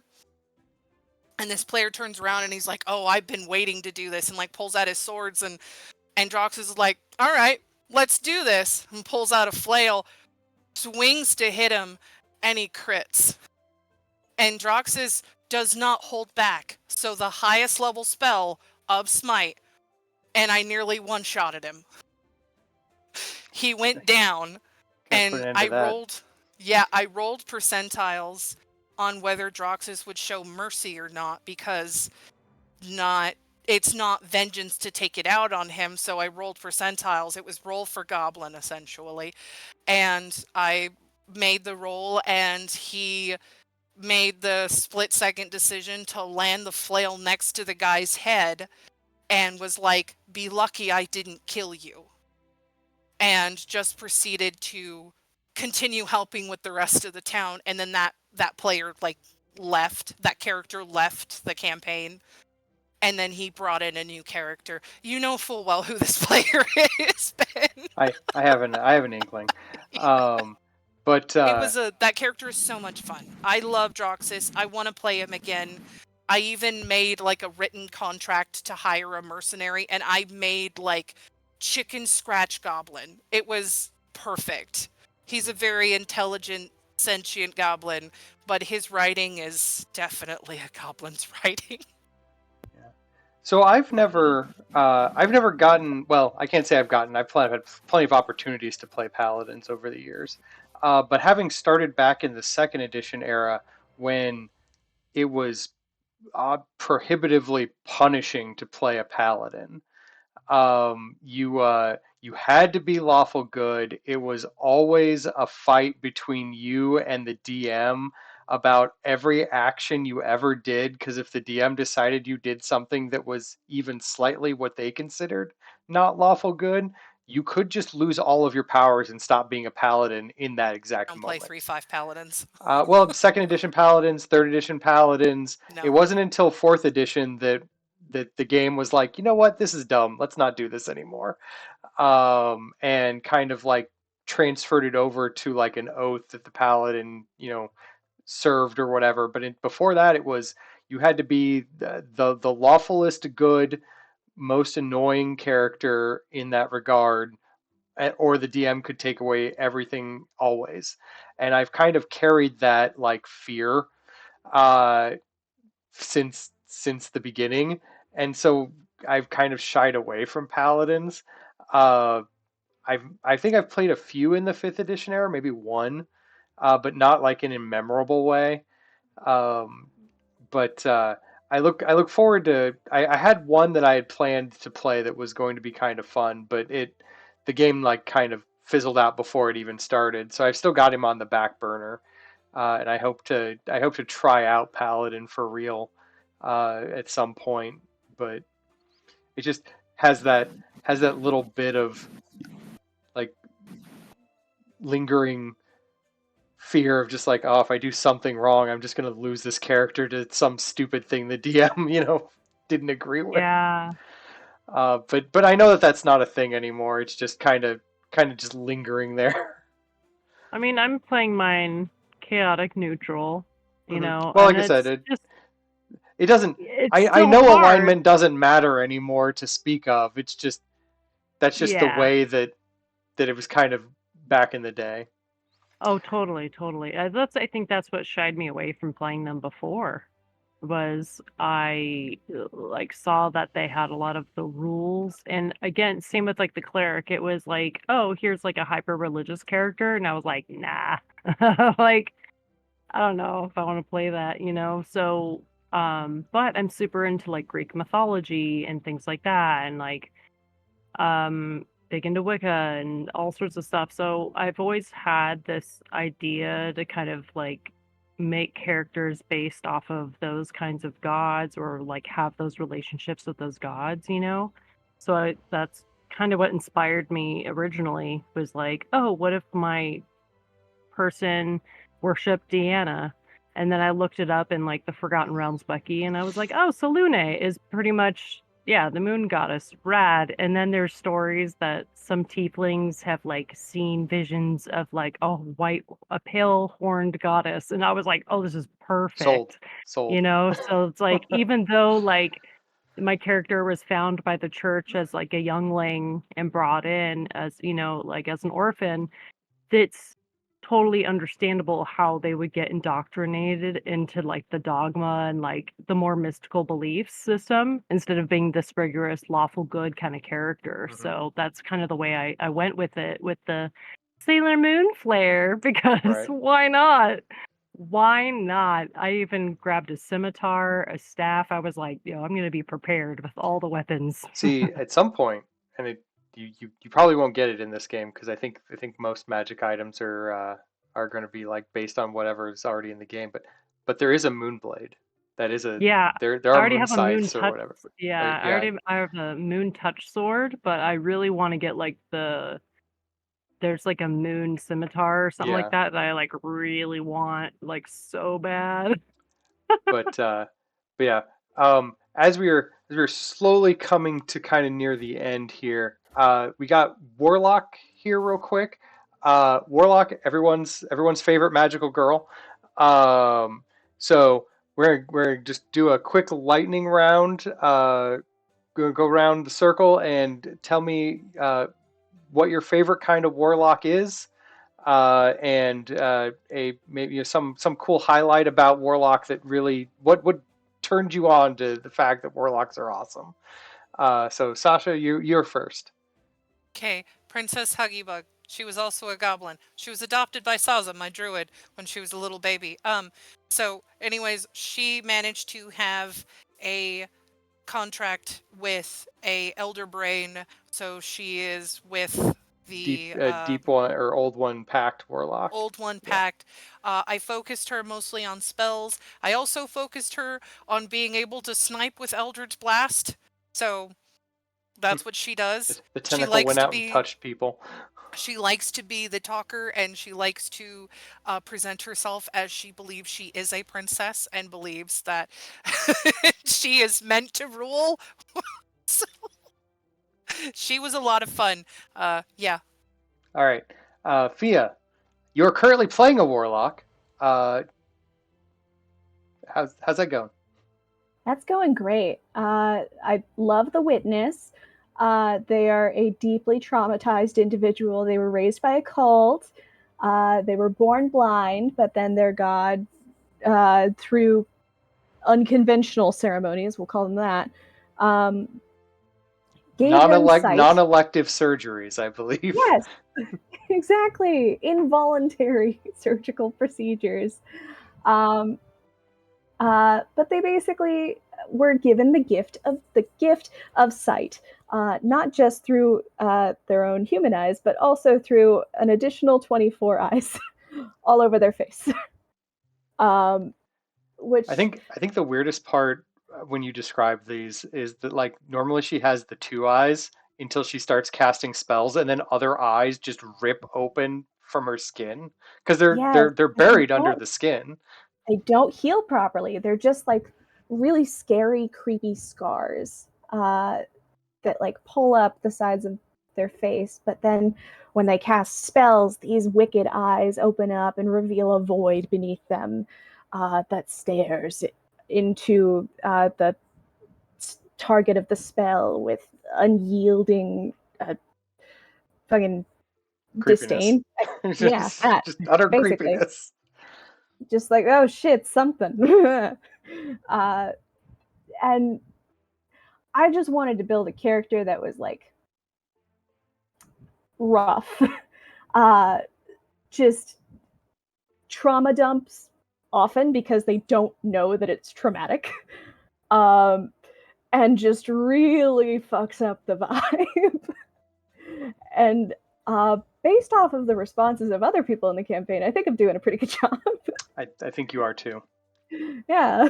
Um, and they also recently got a little rabbit, specifically a jackrabbit or a hare, and it also has many eyes, and the hare is almost as fucked up as they are, just in a very different way.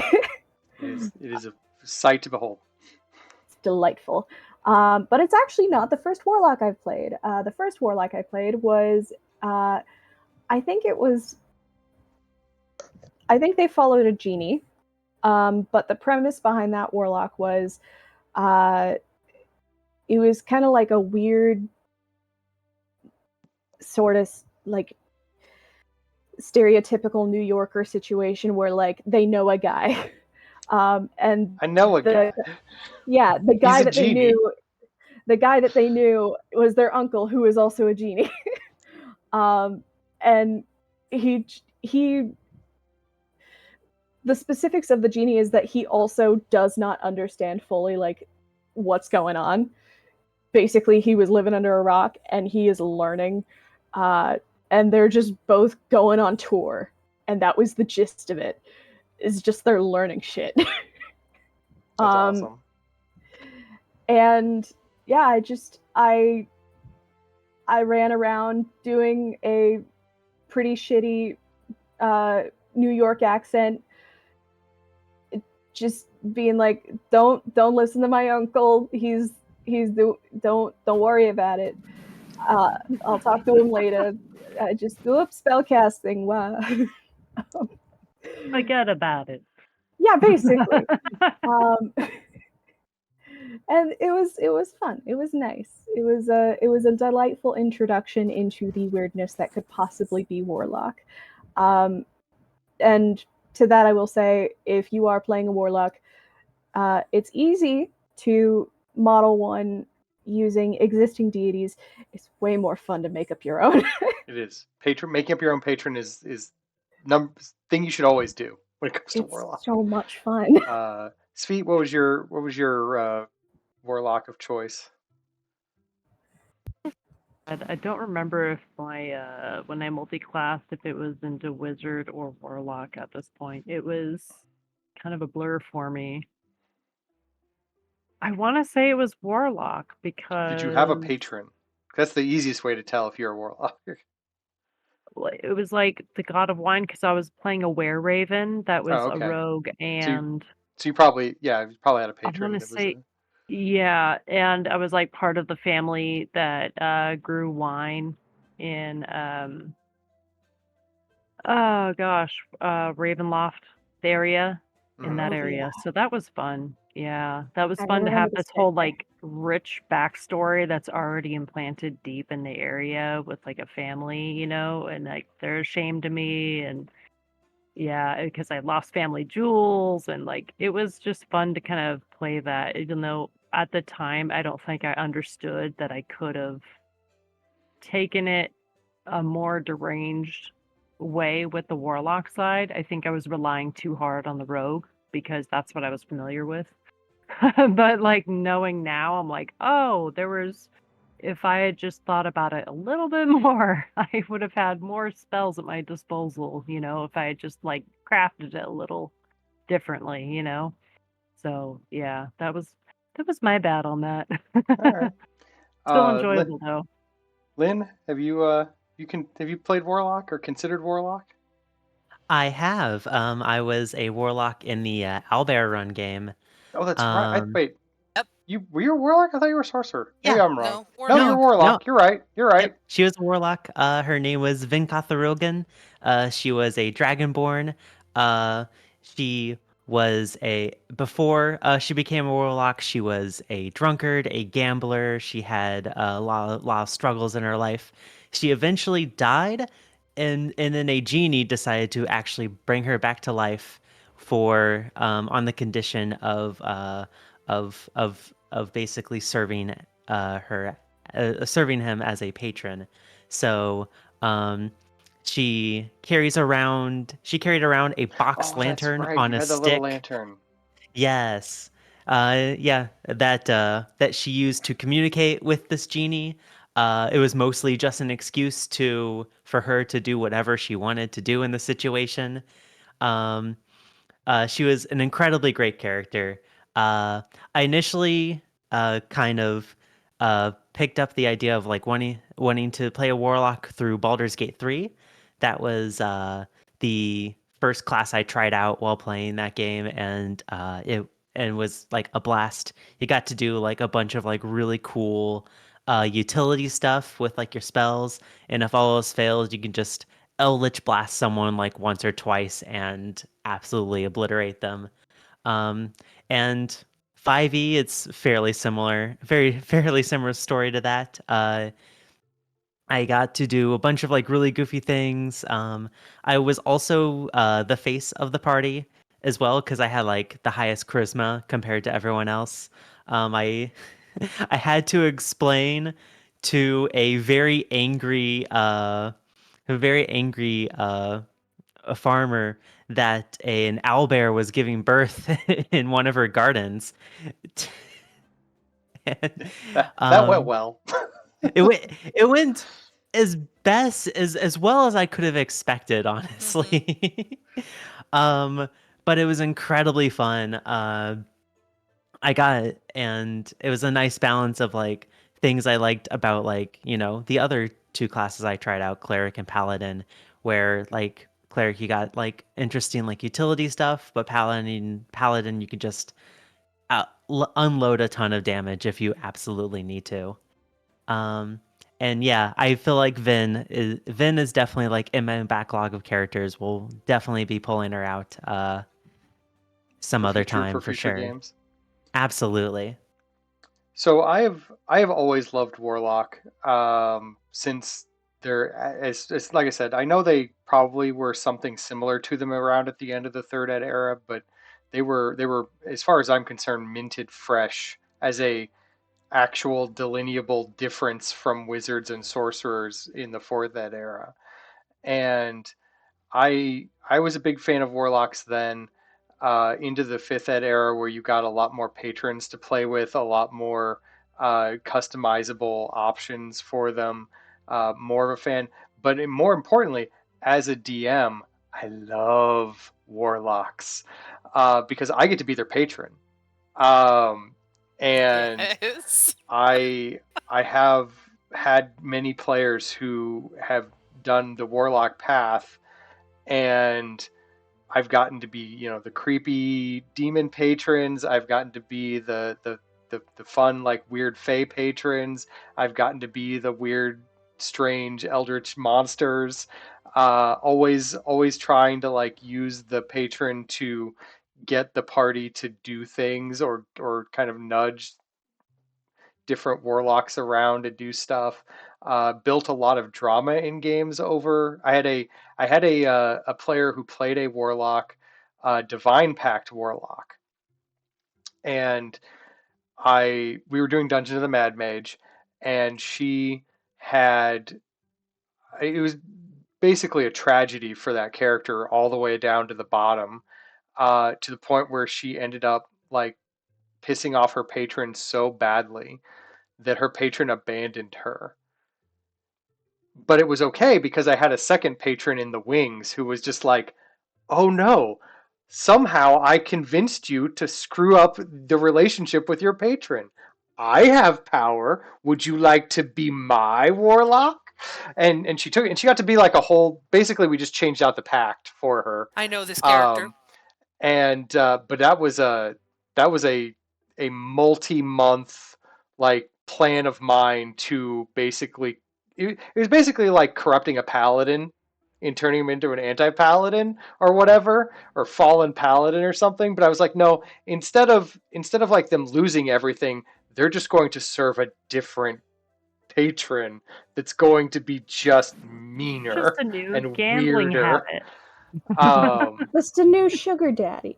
Yeah. Yeah. Yes. But that episode where she where she basically crossed the line and her patron abandoned her was like heartbreaking.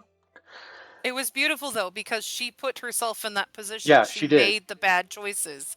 That character made bad choices. This was a game that Saza was in. Yeah. That character That was made poor choices, and Saza tried to get her out of those choices and was like, "Look, you're making bad decisions. We shouldn't go after these things." And she's like, "But family." Because that was like the main problem that yeah. happened. So, and it just became her undoing. Yeah, it was basically a choice between her faith and her family, and she chose family but in the worst way. She chose poorly. She didn't work her a way to like do it in the way that her patron deity would like appreciate. She did it in the way that her patron would hate the most.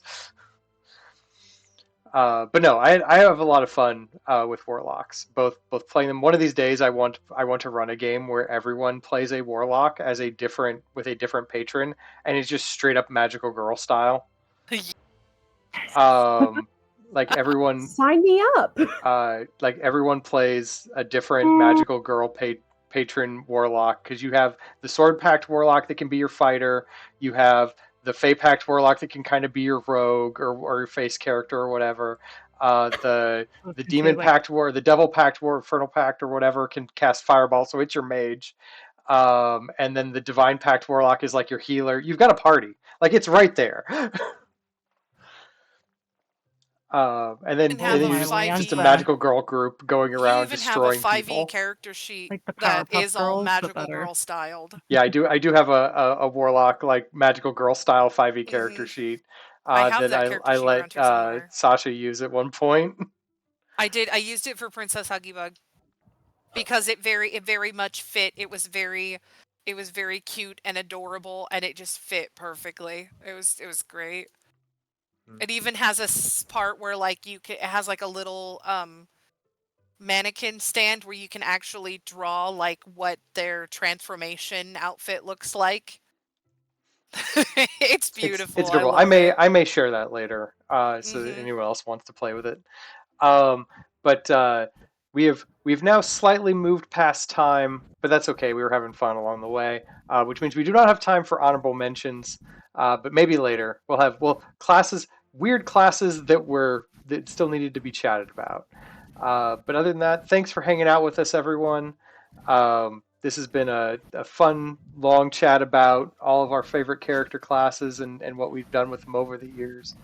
If you like what we do and would like to see more of it, feel free to drop us a like and or subscribe, as they say.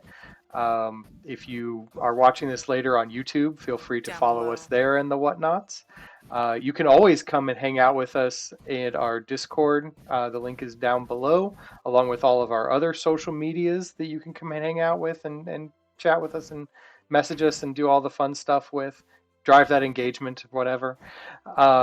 We do have a campaign that runs every Monday currently, that are at least two of our members tonight are in. It is Keep on the Borderlands. It is exciting. It is fun. Definitely come watch it.